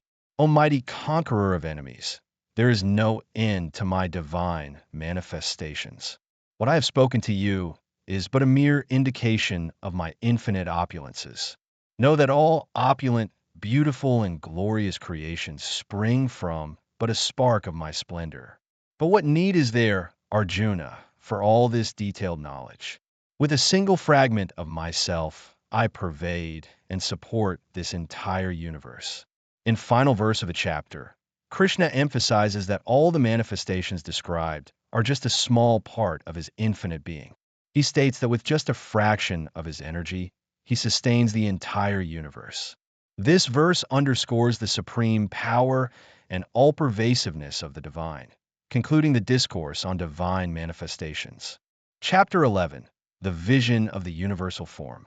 Arjuna said, "By your grace, you have revealed to me this supreme secret of spirituality known as the self. This has dispelled my delusion. O lotus-eyed one, I have heard from you in detail about the appearance and disappearance of every living entity, as well as your inexhaustible glories. O Supreme Lord, you have described yourself as you are. Now, O Supreme Person, I wish to see your divine cosmic form. O Lord, if you think I am capable of seeing your cosmic form, then, O Master of all mystic power, please show me your unlimited self." The Supreme Lord said, "My dear Arjuna, O son of Pritha, behold now my hundreds and thousands of divine forms of various colors and shapes. O best of the Bharatas, see here the different manifestations of Adithyas, Vasus, Rudras, Ashvini Kumaras, and all the other demigods. Behold the many wonders never seen before. O Arjuna, behold now the entire universe, with everything moving and non-moving, gathered here in one place in my body. Whatever else you wish to see can also be seen here. But you cannot see me with your present eyes. Therefore, I give you divine eyes. Behold my mystic opulence." Sanjaya said, "O king, having spoken thus, the supreme lord of all mystic power, the personality of Godhead, displayed his universal form to Arjuna. Arjuna saw in that universal form unlimited mouths, unlimited eyes, unlimited wonderful visions. The form was decorated with many celestial ornaments and bore many divine, upraised weapons. He wore celestial garlands and garments, and many divine scents were smeared over his body. All was wondrous, brilliant, unlimited, all-expanding. If hundreds of thousands of suns were to rise at once into the sky, their radiance might resemble the effulgence of the Supreme Person in that universal form. At that time, Arjuna could see in the universal form of the Lord the unlimited expansions of the universe, situated in one place, although divided into many, many thousands. Then, bewildered and astonished, his hair standing on end, Arjuna bowed his head to offer obeisance, and with folded hands began to pray to the Supreme Lord. Arjuna said, "My dear Lord Krishna, I see within your body all the gods and various living entities. I see Brahma sitting on the lotus flower, as well as Lord Shiva and all the sages and divine serpents. O Lord of the universe, O universal form, I see in your body many, many arms, bellies, mouths, and eyes, expanded everywhere, without limit. I see in you no end, no middle, and no beginning. Your form is difficult to see because of its glaring effulgence, spreading on all sides, like blazing fire or the immeasurable radiance of the sun. Yet I see this glowing form everywhere, adorned with various crowns, clubs, and discs. You are the supreme primal objective. You are the ultimate resting place of all this universe. You are inexhaustible, and you are the oldest. You are the maintainer of the eternal religion, the personality of Godhead. This is my opinion. You are without origin, middle, or end. Your glory is unlimited. You have numberless arms, and the sun and moon are your eyes. I see you with blazing fire coming forth from your mouth, burning this entire universe by your own radiance. This whole cosmic manifestation is pervaded by you alone, including the space between heaven and earth and all directions. O Great One, seeing this wondrous and terrible form of yours, all the three worlds are trembling with fear. All the hosts of demigods are surrendering before you and entering into you. Some of them, very much afraid, are offering prayers with folded hands. Hosts of great sages and perfected beings, saying all peace, are praising you with wonderful hymns. All the various manifestations of Lord Shiva, the Adithyas, the Vasus, the Satyas, the Vishvadevas, the two Ashvins, the Maruts, the forefathers, the Gandharvas, the Yakshas, the Asuras, and the perfected demigods are beholding you in wonder. O mighty armed one, all the planets with their demigods are disturbed at seeing your great form, with its many faces, eyes, arms, thighs, legs, and bellies, and your many terrible teeth. And so am I. O all-pervading Vishnu, seeing you with your many radiant colors touching the sky, your gaping mouths, and your great glowing eyes, my mind is perturbed by fear. I can no longer maintain my steadiness or equilibrium. O Lord of Lords, O refuge of the worlds, please be gracious to me. I cannot keep my balance, seeing thus your blazing death-like faces and awful teeth. In all directions I am bewildered. All the sons of Dhritarashtra, along with their allied kings, and Bhishma, Drona, Karna, and our chief soldiers also, are rushing into your fearful mouths. And some I see trapped with heads smashed between your teeth, as moths dash swiftly into a blazing fire to their destruction. So all these people are rapidly rushing into your mouths to be destroyed. As the many waves of the rivers flow into the ocean, so do all these great warriors enter blazing into your many mouths. As moths dash madly into a blazing fire to be destroyed, so do all these creatures rapidly rush into your mouths to be annihilated. O Vishnu, I see you devouring all people from all sides with your flaming mouths, covering all the universe with your effulgence. You are manifest with terrible, scorching rays. O Lord of Lords, so fierce of form, please tell me who you are. I offer my obeisances unto you. Please be gracious to me. I do not know what your mission is, and I desire to hear of it. The Supreme Personality of Godhead said, "Time I am, the great destroyer of the worlds, and I have come here to destroy all people. With the exception of you, the Pandavas, all the soldiers here on both sides will be slain. Therefore get up, prepare to fight and win glory. Conquer your enemies and enjoy a flourishing kingdom. They are all ready. put to death by my arrangement. And you, O savvy assassin, can be but an instrument in the fight. Drona, Bhishma, Jayadratha, Karna, and other great warriors have already been destroyed by me. Therefore, slay them without being disturbed. Simply fight, and you will vanquish your enemies in battle. Sanjaya said, having heard these words of Kesava, the crowned one, Arjuna, with joined palms, trembling, prostrating himself, again addressed Krishna in a choked voice, bowing down, overwhelmed with fear. Arjuna said, O master of the senses, the world becomes joyful upon hearing your name, and thus everyone becomes attached to you. Although the perfected beings offer you their respectful homage, the demons are afraid, and they flee in all directions. All this is rightly done. O Great One, greater even than Brahma, you are the original creator. Why then should they not offer their respectful obeisances unto you? O Limitless One, God of gods, refuge of the universe. You are the invincible source, the cause of all causes, transcendental to this material manifestation. You are the original personality of Godhead, the oldest, the ultimate sanctuary of this manifested cosmic world. You are the knower of everything, and you are all that is knowable. You are the supreme abode, and you are the all-pervading one, O boundless form. You are air, and you are the supreme controller.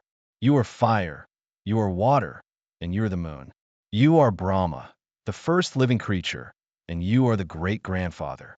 I therefore offer my respectful obeisances unto you 1,000 times, and again and yet again. Obeisances to you from the front, from behind, and from all sides. O unbounded power, you are the master of limitless might. You are all-pervading, and thus you are everything. Thinking of you as my friend, I have rashly addressed you, O Krishna, O Yadava, O my friend, not knowing your glories. Please forgive whatever I may have done in madness or in love. For any way I may have insulted you in jest, while playing, resting, sitting, or eating, when alone or in front of others, O immeasurable one, I ask forgiveness. You are the Father of this complete cosmic manifestation, of the moving and the non-moving. You are its worshipable great spiritual master, and no one is equal to you, nor can anyone be one with you. How then could there be anyone greater than you within the three worlds, O Lord of immeasurable power? Therefore, I bow down to prostrate my body before you, and I ask for your grace. As a father tolerates his son, a friend tolerates his friend, or a wife tolerates her beloved, please, O adorable Lord, tolerate my faults. After seeing this universal form, which I have never seen before, I am gladdened, but at the same time my mind is disturbed with fear. Therefore, please bestow your grace upon me and reveal again your form as the personality of Godhead, O Lord of Lords, O abode of the universe. O universal form, O thousand-armed Lord, I wish to see you in your four-armed form, with helmeted head, and with club, wheel, conch, and lotus flower in your hands. I long to see you in that form. The Supreme Personality of Godhead said, My dear Arjuna, happily have I shown you, by my internal potency, this supreme, universal form within the material world. No one before you has ever seen this primal form, unlimited and full of glaring effulgence. O best of the Kuru warriors, no one before you has ever seen this universal form of mine, for neither by studying the Vedas, nor by performing sacrifices, nor by charity, nor by pious activities, nor by severe penances can I be seen in this form in the material world. You have been perturbed and bewildered by seeing this horrible feature of mine. Now, let me finished. My devotee, be free from all disturbance.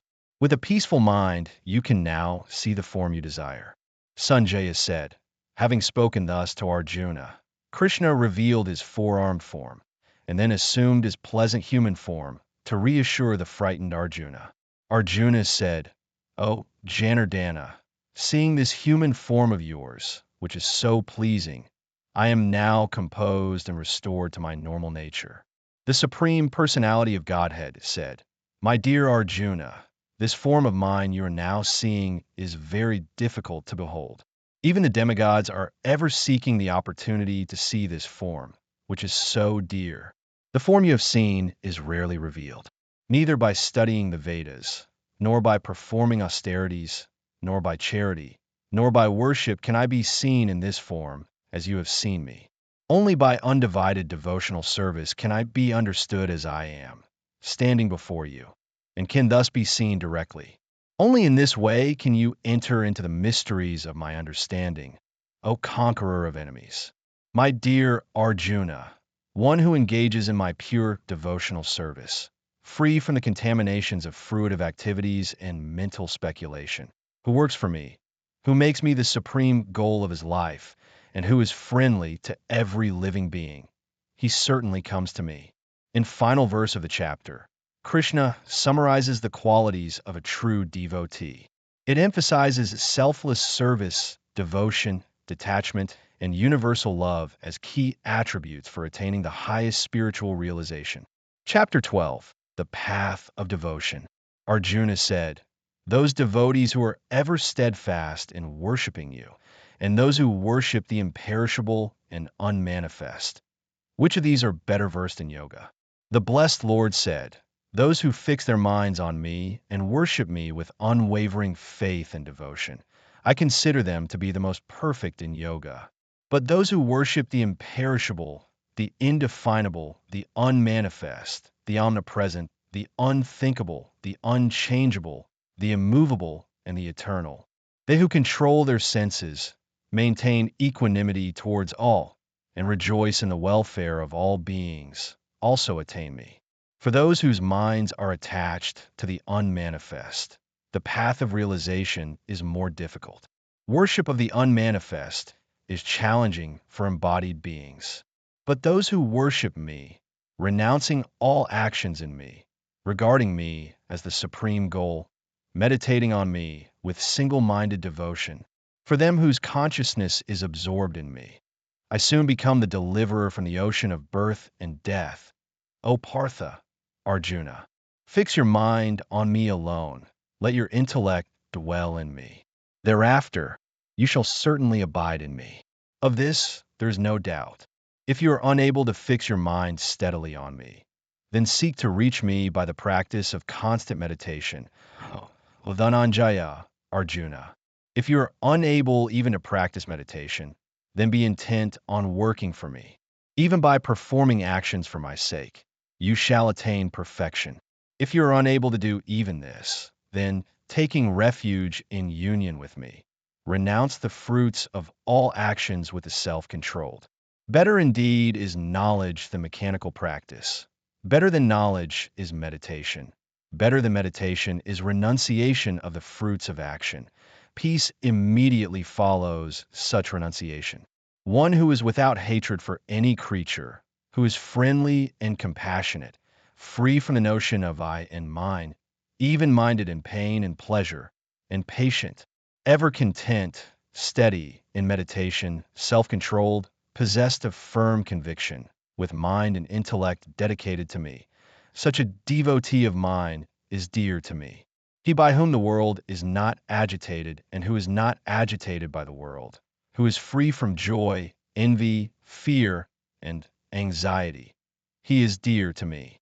He who is free from wants, pure, expert, unconcerned, and untroubled, renouncing all undertakings. Such a devotee of mine is dear to me. He who neither rejoices, nor hates, nor grieves, nor desires, renouncing good and evil, full of devotion, is dear to me. He who is the same to foe and friend, and also in honor and dishonor, who is the same in cold and heat and in pleasure and pain, who is free from attachment. He who is alike in praise and blame, who is silent, content with anything, homeless, steady-minded, full of devotion. That person is dear to me. But those who follow this imperishable path of devotional service and who completely engage themselves with faith, making me the supreme. Krishna concludes the chapter by emphasizing the supreme importance of devotion. Those who faithfully follow the path of devotion, making Krishna their ultimate goal, are described as exceedingly dear to him. This final verse reinforces the central theme of the chapter, the power and significance of bhakti, devotion, in spiritual life. Chapter 13, the individual consciousness and ultimate consciousness. Arjuna said, O Keshava, I wish to understand Prakriti, nature, and Purusha, spirit, as well as the field and the knower of the field, and also knowledge and the object of knowledge. The blessed Lord said, O son of Kunti, this body is called the field, and one who knows this body is called the knower of the field. O Bharata, understand that I am also the knower in all fields, and to understand this field and its knower is called knowledge. That is my opinion. Now please hear my brief description of this field and how it is constituted, what its transformations are, whence it is produced, who that knower of the field is, and what his influences are. That knowledge of the field and the knower of the field has been sung by sages in various ways, in different meters, and particularly in the Brahma Sutra aphorisms, full of sound reasoning and conclusive evidence. Krishna begins to enumerate the components of the field, material nature. This includes both gross physical elements and subtle psychological factors, providing a comprehensive view of the material world as understood in Vedantic philosophy. Krishna completes the list of components of the field, including emotions and experiences. This comprehensive list encompasses all aspects of material existence, from the subtlest to the grossest, providing a holistic understanding of what constitutes the material world. Krishna begins to list the qualities that constitute true knowledge. These virtues are essential for spiritual advancement and for understanding the nature of the field and its knower. This verse emphasizes the importance of character development in the pursuit of spiritual knowledge. Krishna continues to list the qualities of true knowledge, emphasizing detachment and clear perception of life's inherent challenges. This verse highlights the importance of developing a realistic and detached view of material existence as a prerequisite for spiritual understanding. This verse emphasizes the importance of emotional detachment and equanimity. It suggests that true knowledge involves maintaining a balanced perspective regardless of external circumstances, and not being overly attached to worldly relationships and possessions. Krishna introduces the concept of bhakti, devotion, as an essential aspect of true knowledge. He also emphasizes the value of solitude and detachment from worldly associations, suggesting that spiritual realization often requires a degree of withdrawal from mundane social interactions. Constancy in self-knowledge, perception of the goal of philosophical knowledge. This is declared to be knowledge, and what is contrary to this is ignorance. I shall now explain the knowable, knowing which you will taste the eternal. Brahman, the spirit, beginningless and subordinate to me, lies beyond the cause and effect of this material world. Everywhere are his hands and legs, his eyes, heads and faces, and he has ears everywhere. In this way, the supersoul exists, pervading all. The supersoul is the original source of all senses, yet he is without senses. He is unattached, although he is the maintainer of all living beings. He transcends the modes of nature, and at the same time, he is the master of all the modes of material nature. The supreme truth exists outside and inside of all living beings, the moving and the non-moving. Because he is subtle, he is beyond the power of the material senses to see or to know. Although far, far away, he is also near to all. Although the supersoul appears to be divided among all beings, he is never divided. He is situated as one. Although he is the maintainer of every living entity, it is to be understood that he devours and develops all. He is the source of light in all luminous objects. He is beyond the darkness of matter and is unmanifested. He is knowledge. He is the object of knowledge, and he is the goal of knowledge. He is situated in everyone's heart. Thus the field of activities, the body, knowledge, and the knowable have been summarily described by me. Only my devotees can understand this thoroughly and thus attain to my nature. Material nature and the living entities should be understood to be beginningless. Their transformations and the modes of matter are products of material nature. Nature is said to be the cause of all material causes and effects, whereas the living entity is the cause of the various sufferings and enjoyments in this world. The living entity in material nature thus follows the ways of life, enjoying the three modes of nature. This is due to his association with that material nature. Thus he meets with good and evil among various species. Yet in this body there is another, a transcendental enjoyer, who is the Lord, the supreme proprietor, who exists as the overseer and permitter, and who is known as the Supersoul. One who understands this philosophy concerning material nature, the living entity, and the interaction of the modes of nature is sure to attain liberation. He will not take birth here again, regardless of his present position. Some perceive the supersoul within themselves through meditation, others through the cultivation of knowledge, and still others through working without fruitive desires. Again, there are those who, although not conversant in spiritual knowledge, begin to worship the Supreme Person upon hearing about him from others. Because of their tendency to hear from authorities, they also transcend the path of birth and death. O chief of the Bharatas, know that whatever you see in existence, both the moving and the non-moving, is only a combination of the field of activities and the knower of the field. One who sees the supersoul accompanying the individual soul in all bodies, and who understands that neither the soul nor the supersoul within the destructible body is ever destroyed, actually sees.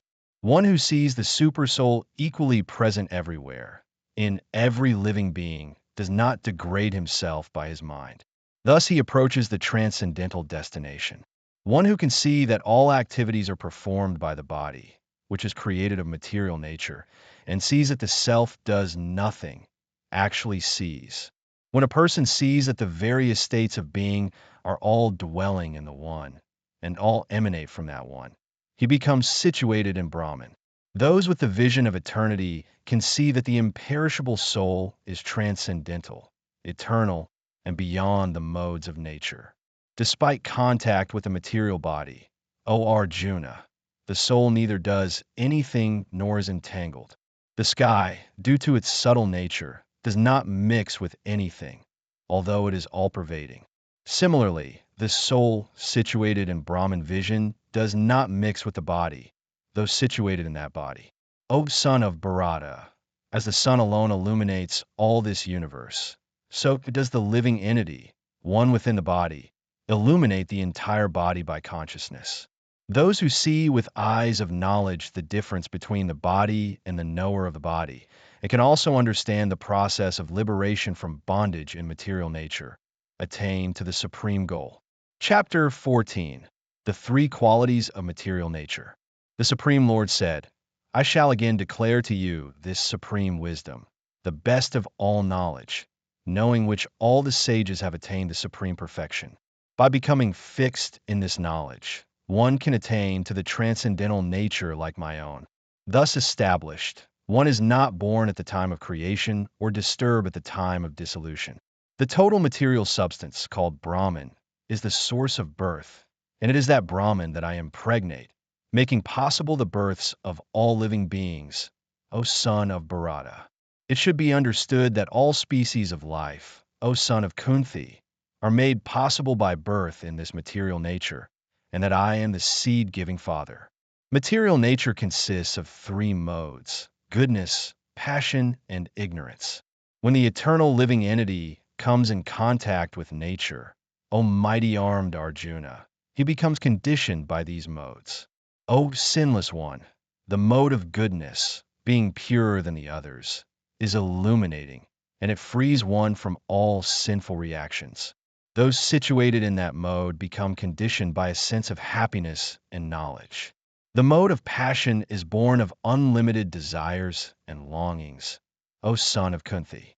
It binds the embodied soul through attachment to fruitive activities. O son of Bharata, know that the mode of darkness, born of ignorance, is the delusion of all embodied living entities. The results of this mode are madness, indolence, and sleep, which bind the conditioned soul. O son of Bharata, the mode of goodness conditions one to happiness. Passion conditions one to fruitive action, and ignorance, covering one's knowledge, binds one to madness. Sometimes the mode of goodness becomes prominent, defeating the modes of passion and ignorance. O son of Bharata, sometimes the mode of passion defeats goodness and ignorance, and at other times ignorance defeats goodness and passion. The manifestation of the mode of goodness can be experienced when all the gates of the body are illuminated by knowledge. O chief of the Bharatas, when there is an increase in the mode of passion, the symptoms of great attachment, uncontrollable desire, hankering, and intense endeavor develop. When there is an increase in the mode of ignorance, O son of Kuru, darkness, inertia, madness, and illusion are manifested. When one dies in the mode of goodness, he attains to the pure higher planets of the great sages. When one dies in the mode of passion, he takes birth among those engaged in fruitive activities. And when one dies in the mode of ignorance, he takes birth in the animal kingdom. The result of pious action is pure and is said to be in the mode of goodness. But action done in the mode of passion results in misery, and action performed in the mode of ignorance results in foolishness. From a mode of goodness, real knowledge develops. From a mode of passion, greed develops. And from the mode of ignorance develop foolishness, madness, and illusion. Those situated in the mode of goodness gradually go upward to the higher planets. Those in the mode of passion live on the earthly planets. And those in the abominable mode of ignorance go down to the hellish worlds. When you see that there is nothing beyond these modes of nature in all activities, and that the Supreme Lord is transcendental to all these modes, then you can know my spiritual nature. When the embodied being is able to transcend these three modes associated with the material body, he can become free from birth, death, old age, and their distresses, and can enjoy nectar even in this life. Arjuna inquired, O my dear Lord, by which symptoms is one known who is transcendental to these three modes? What is his behavior? And how does he transcend the modes of nature? The Supreme Personality of Godhead said, O son of Pandu, he who does not hate illumination, attachment, and delusion when they are present or long for them when they disappear, who is situated like one neutral to the modes and is not disturbed by them, who knows that the modes alone are active and thus does not become entangled, who remains situated in the self and regards alike happiness and distress, who regards alike a clod, a stone, and a piece of gold, who is equal toward the desirable and the undesirable, who is steady, situated equally well in praise and blame, honor and dishonor, who is equal to friends and enemies, who is equipoised in honor and dishonor, who has renounced all material activities. Such a person is said to have transcended the modes of nature. One who engages in full devotional service, unfailing in all circumstances, at once transcends the modes of material nature, and thus comes to the level of Brahman. And I am the basis of the impersonal Brahman, which is immortal, imperishable, and eternal, and is the constitutional position of ultimate happiness. In final verse of chapter 14, Krishna declares his supreme position as the foundation of Brahman, the impersonal aspect of the absolute truth. He is the source of immortality, eternality, and the highest bliss. This verse establishes the relationship between the personal and impersonal aspects of the divine, with Krishna as the ultimate source of all spiritual and material manifestations. Chapter 15, Realization of the Ultimate Truth. The Supreme Personality of Godhead said, There is a banyan tree which has its roots upward and its branches down, and whose leaves are the Vedikams. One who knows this tree is the knower of the Vedas. The branches of this tree extend downward and upward, nourished by the three modes of material nature. The twigs are the objects of the senses. This tree also has roots going down, and these are bound to the fruitive actions of human society. The real form of this tree cannot be perceived in this world. No one can understand where it ends, where it begins, or where its foundation is. But with determination, one must cut down this strongly rooted tree with the weapon of detachment. Thereafter, one must seek that place from which, having gone, one never returns, and there surrender to that supreme personality of Godhead from whom everything began and from whom everything has extended since time immemorial. Those who are free from false prestige, illusion, and false association, who understand the eternal, who are done with material lust, freed from the dualities of happiness and distress, and who, unbewildered, know how to surrender unto the Supreme Person attained to that eternal kingdom. That supreme abode of mine is not illumined by the sun or moon, nor by fire or electricity. Those who reach it never return to this material world. The living entities in this conditioned world are my eternal fragmental parts. Due to conditioned life, they are struggling very hard with the six senses, which include the mind. The living entity in the material world carries his different conceptions of life from one body to another as the air carries aromas. Thus he takes one kind of body and again quits it to take another.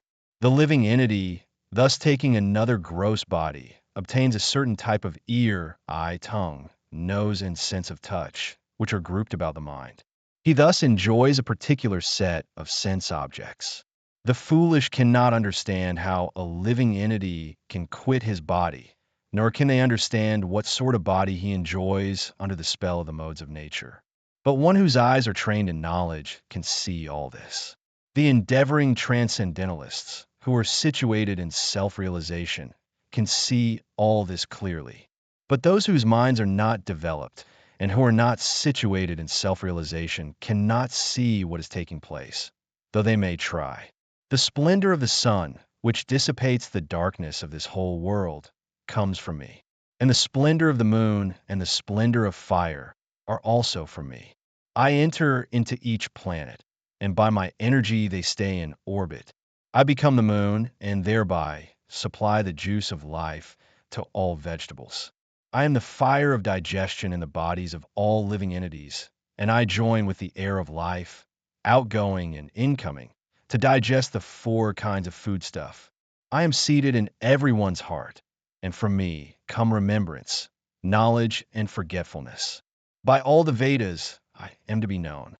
Indeed, I am the compiler of Vedanta, and I am the knower of the Vedas. There are two classes of beings, the fallible and the infallible.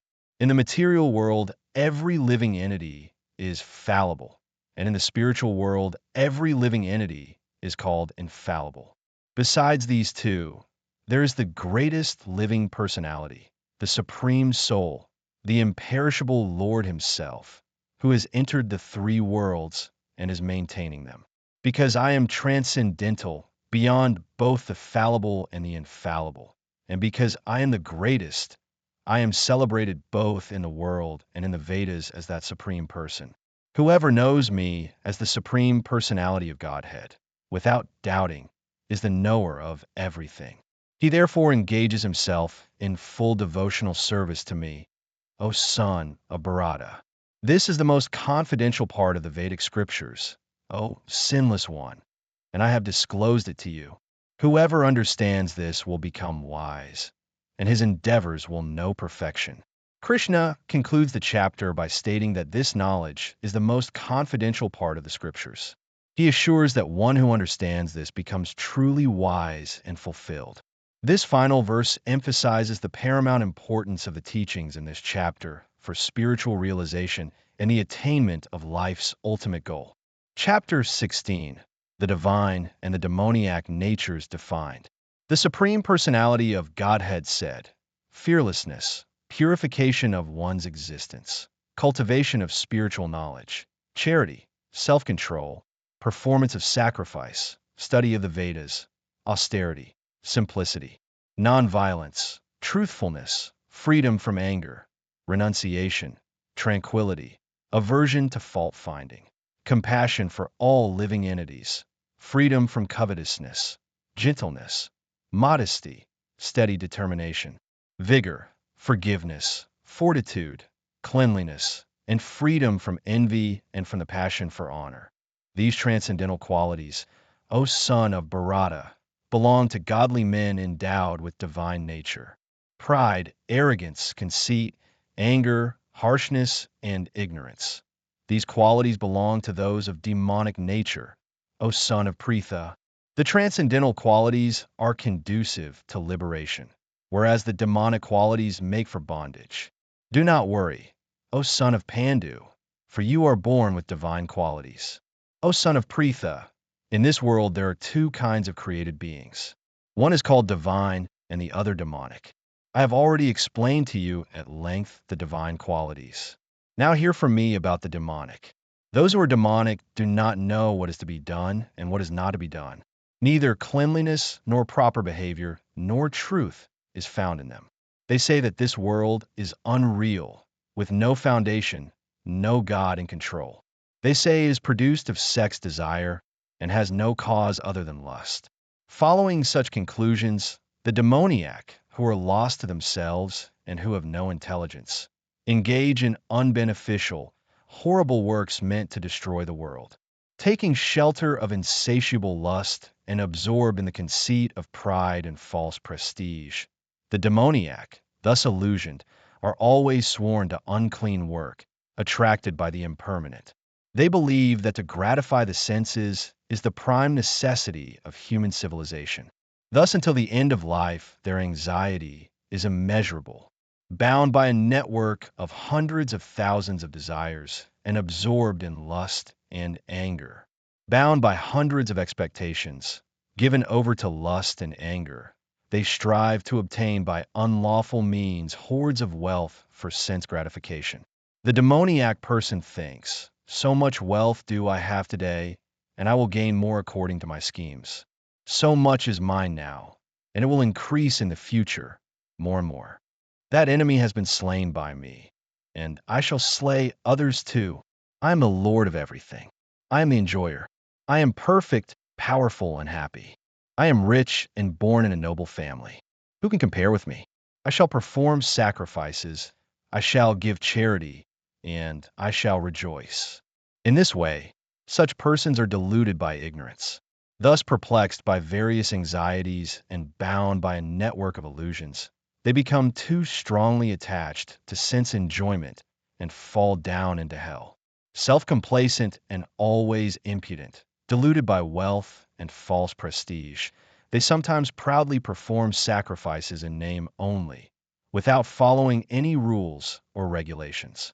Bewildered by false ego, strength, pride, lust, and anger, the demons become envious of the Supreme Personality of Godhead, who is situated in their own bodies and in the bodies of others, and blaspheme against the real religion. Those who are envious and mischievous, who are the lowest among men, I perpetually cast into the ocean of material existence, into various demoniac species of life, attaining repeated birth amongst the species of demoniac life. O son of Kunti, such persons can never approach me.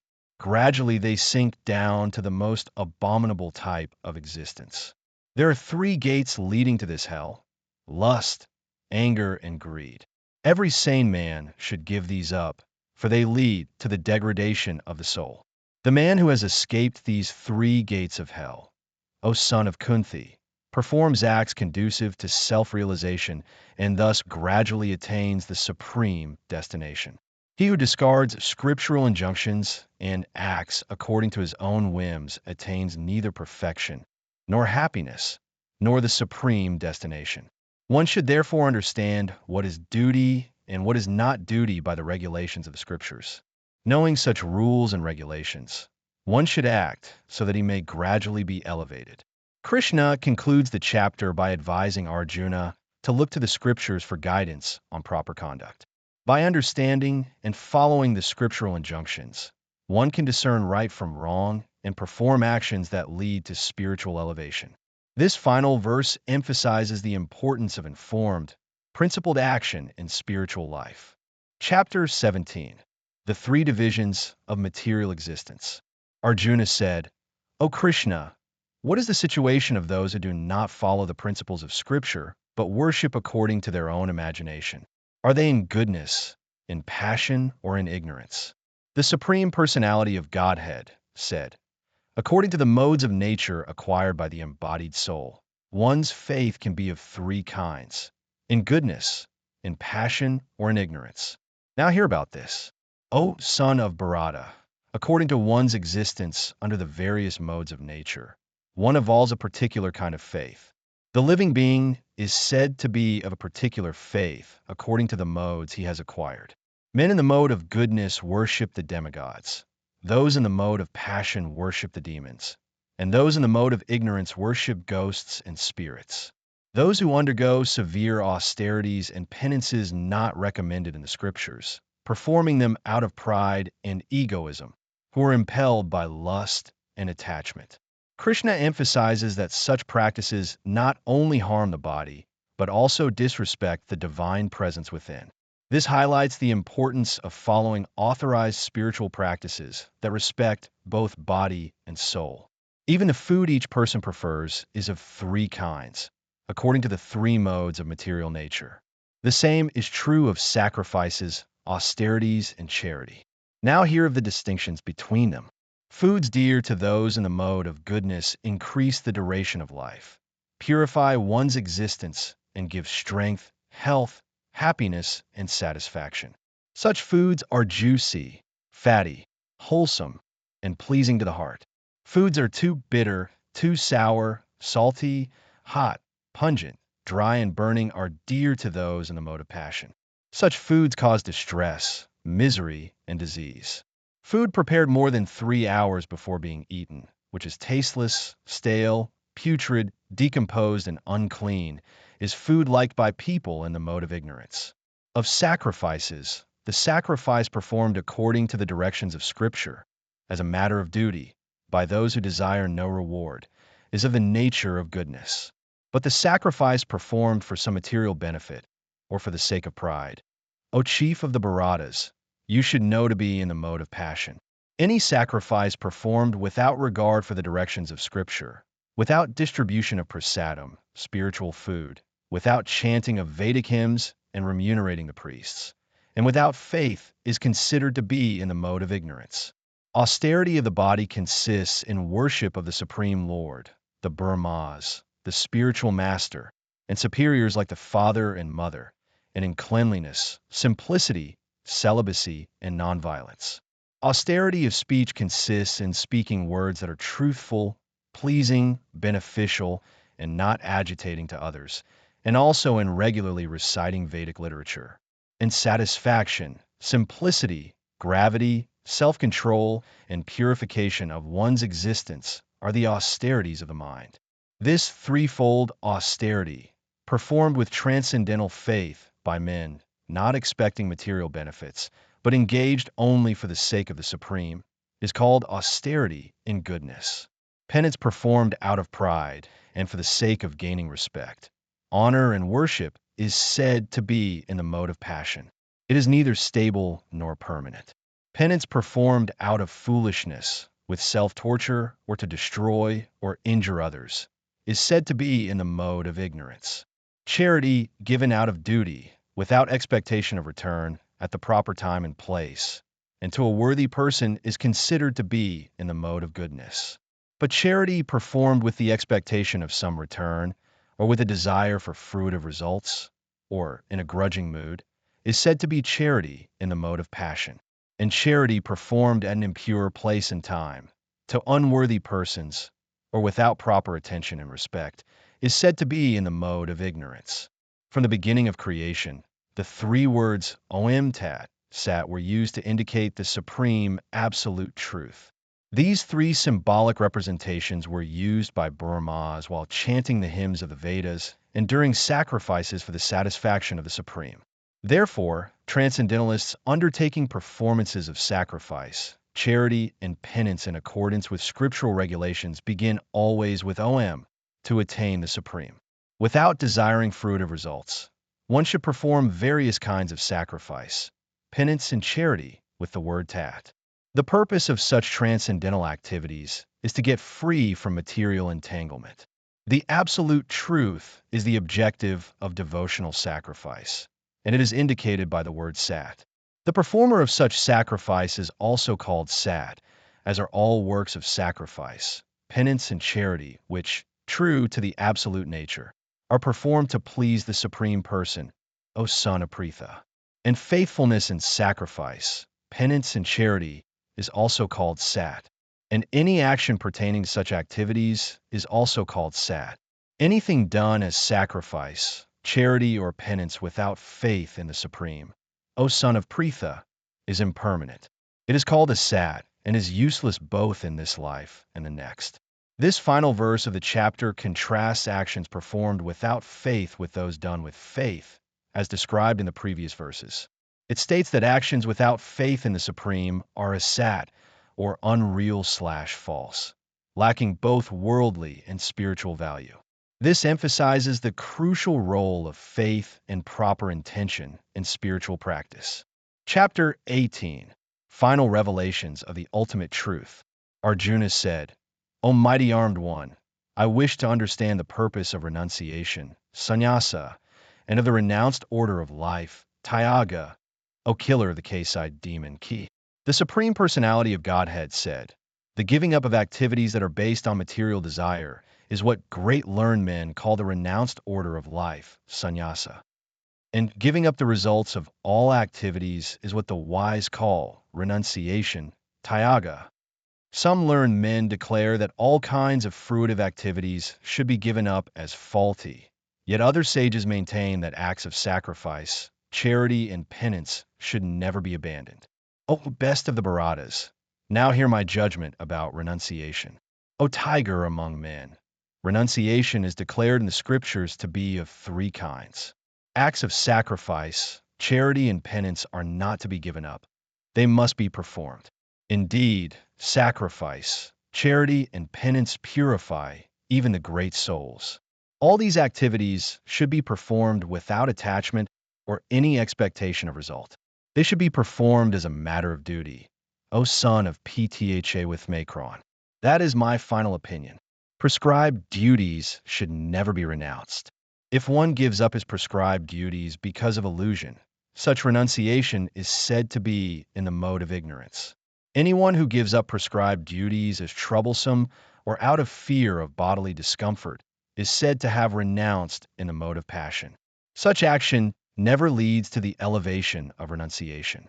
O Arjuna, when one performs his prescribed duty only because it ought to be done and renounces all material association and all attachment to the fruit, his renunciation is said to be in the mode of goodness. The intelligent renouncer, situated in the mode of goodness, neither hateful of an auspicious work nor attached to auspicious work, has no doubts about work. It is indeed impossible for an embodied being to give up all activities. But he who renounces the fruits of action is called one who has truly renounced.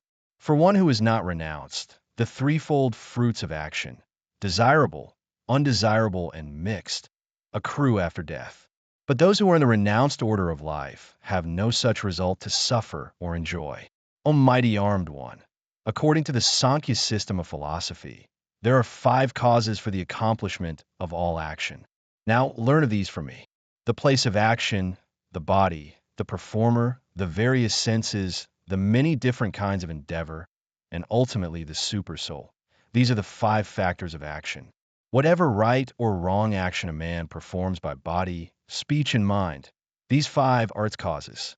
Therefore, one who thinks himself the only doer, not considering the 5 factors, is certainly not very intelligent and cannot see things as they are. One who is free from egotistic notion, whose intelligence is not entangled, though he kills people in this world, does not kill, nor is he bound by his actions. Knowledge, the object of knowledge, and the knower are the 3 factors that motivate action. The senses, the work, and the doer are the 3 constituents of action. According to the 3 different modes of material nature, there are 3 kinds of knowledge, action, and performer of action. Now hear these from me.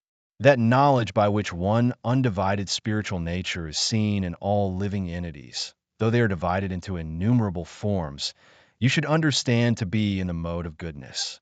That knowledge by which one sees that in every different body there is a different type of living entity, know that knowledge to be in the mode of passion. and that knowledge by which one is attached to one kind of work as the all in all, without knowledge of the truth, and which is very meager, is said to be in the mode of darkness.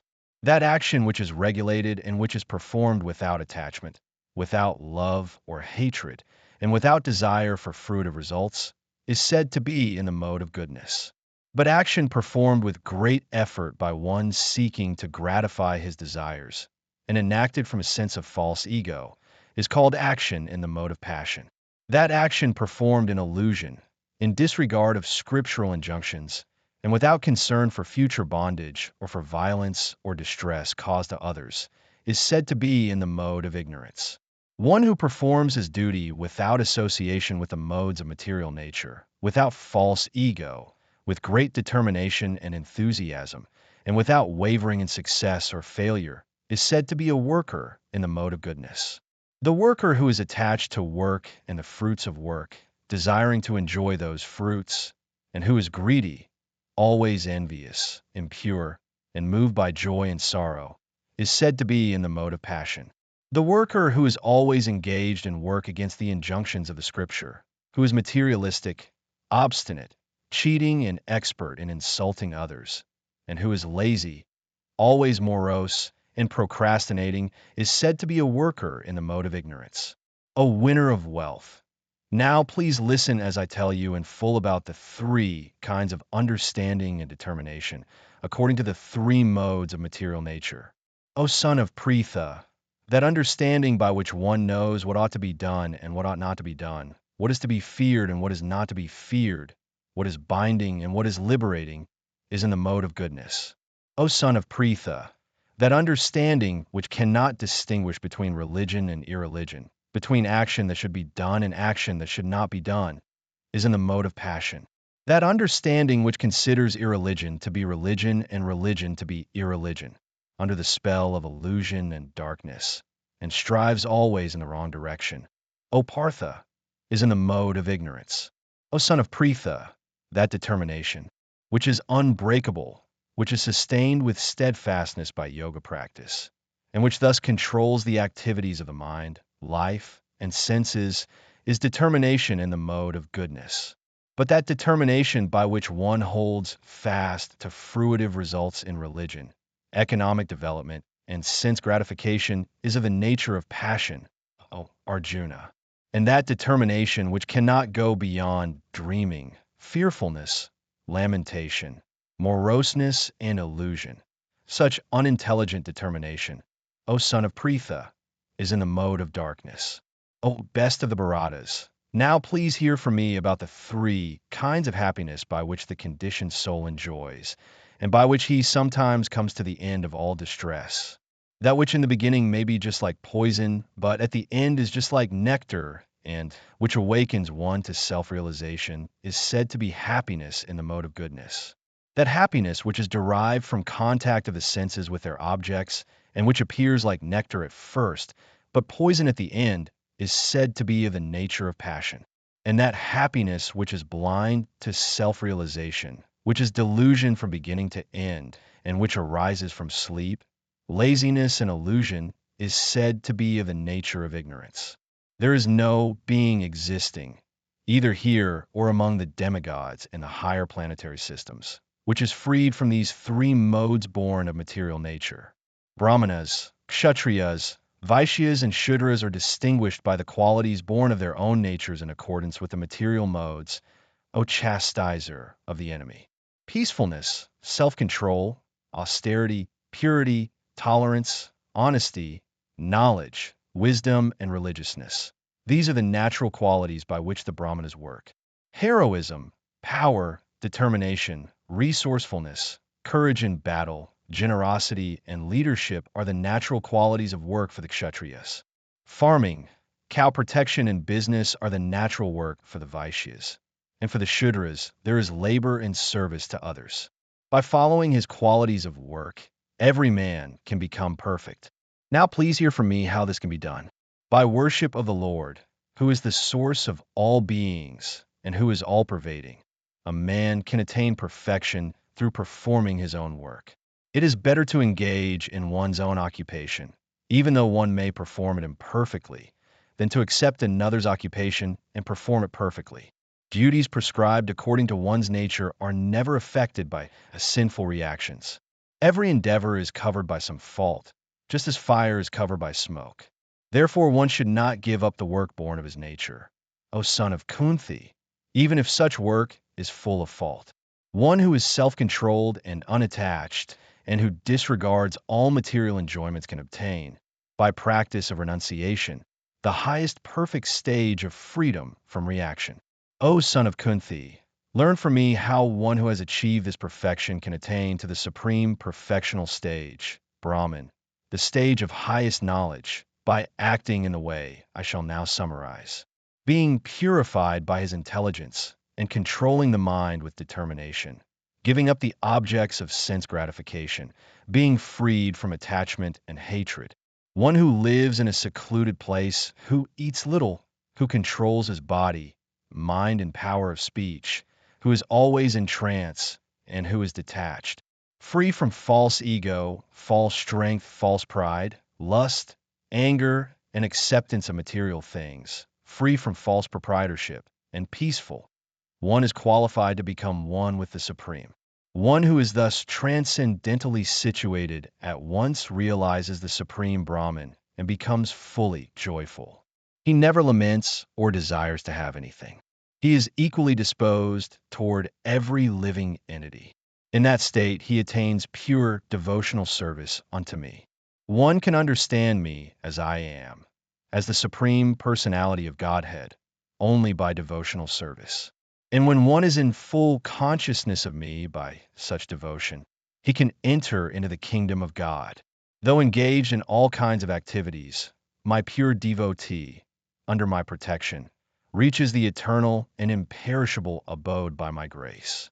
In all activities, just depend upon me and work always under my protection. In such devotional service, be fully conscious of me. If you become conscious of me, you will pass over all the obstacles of conditioned life by my grace.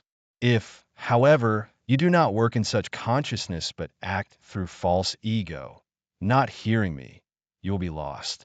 If you do not act according to my direction and do not fight, then you will be falsely directed.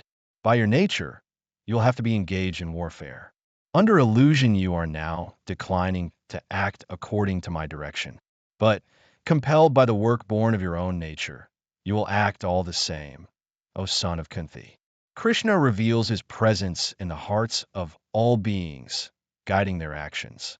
The analogy of beings seated on a machine of material energy illustrates how individuals are influenced by their material nature while being directed by the divine. This verse introduces the concept of simultaneous free will and divine guidance. Krishna advises complete surrender to the Supreme. This surrender leads to supreme peace and the eternal spiritual abode. This verse emphasizes bhakti, devotion, as the ultimate path to spiritual realization and peace. Krishna concludes his teachings, stating that he has revealed the most confidential knowledge. He then gives Arjuna the freedom to choose his course of action. This respects the individual's free will while emphasizing the importance of wise deliberation based on spiritual knowledge. Krishna prepares to give his final and most confidential instruction. He emphasizes his affection for Arjuna, indicating that this teaching is given out of love and for Arjuna's highest good. This personal touch highlights the importance of the guru-disciple relationship in spiritual transmission. Krishna gives his ultimate instruction to focus one's mind on him, to be his devotee, to worship him, and to offer obeisance to him. He promises that by doing so, one will surely reach him. This verse encapsulates the essence of bhakti yoga and emphasizes the personal relationship between the devotee and the divine.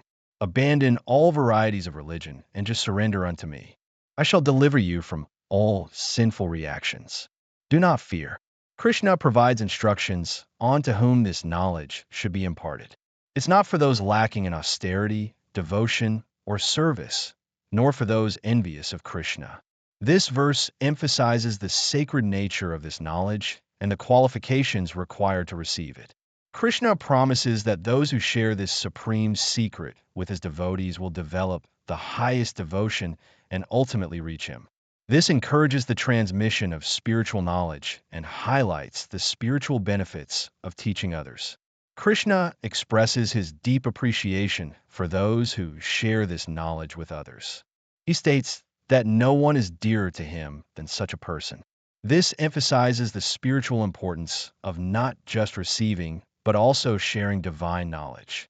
Krishna states that those who study this dialogue between him and Arjuna are worshiping him through the sacrifice of knowledge.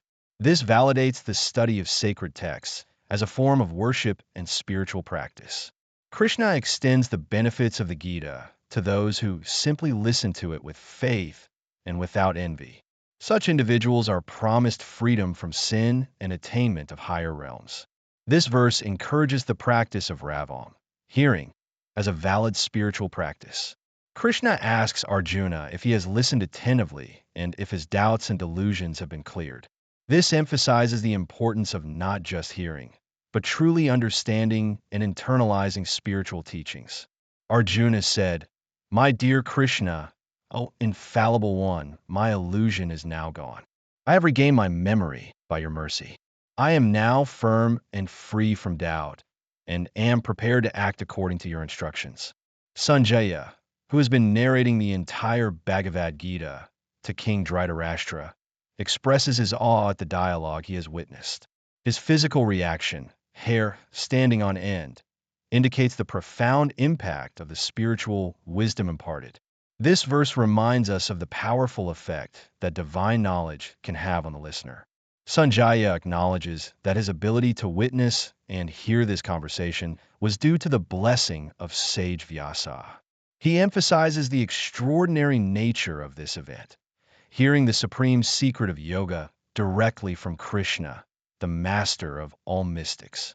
This verse highlights the importance of grace in receiving spiritual knowledge. Sanjaya expresses to King Dhritarashtra the joy he experiences every time he recalls this sacred conversation. This verse emphasizes the lasting impact of spiritual wisdom and encourages repeated contemplation of these teachings for continued inspiration and enlightenment. Sanjaya recalls Krishna's cosmic form, Vishvarup, shown to Arjuna, expressing his continued amazement and joy. This verse highlights the transformative power of divine visions and a lasting impact they can have on one's consciousness. Wherever there is Krishna, the master of all mystics, and wherever there is Arjuna, the supreme archer, there will also certainly be opulence, victory, extraordinary power, and morality. That is my opinion. In final verse of the Bhagavad Gita, Sanjaya concludes with his conviction that wherever Krishna, representing divine wisdom, and Arjuna, representing human effort and skill, are present together, there will be prosperity, victory, power, and righteousness. This verse encapsulates the essence of the Gita, the harmonious blend of divine grace and human endeavor leading to success in all aspects of life.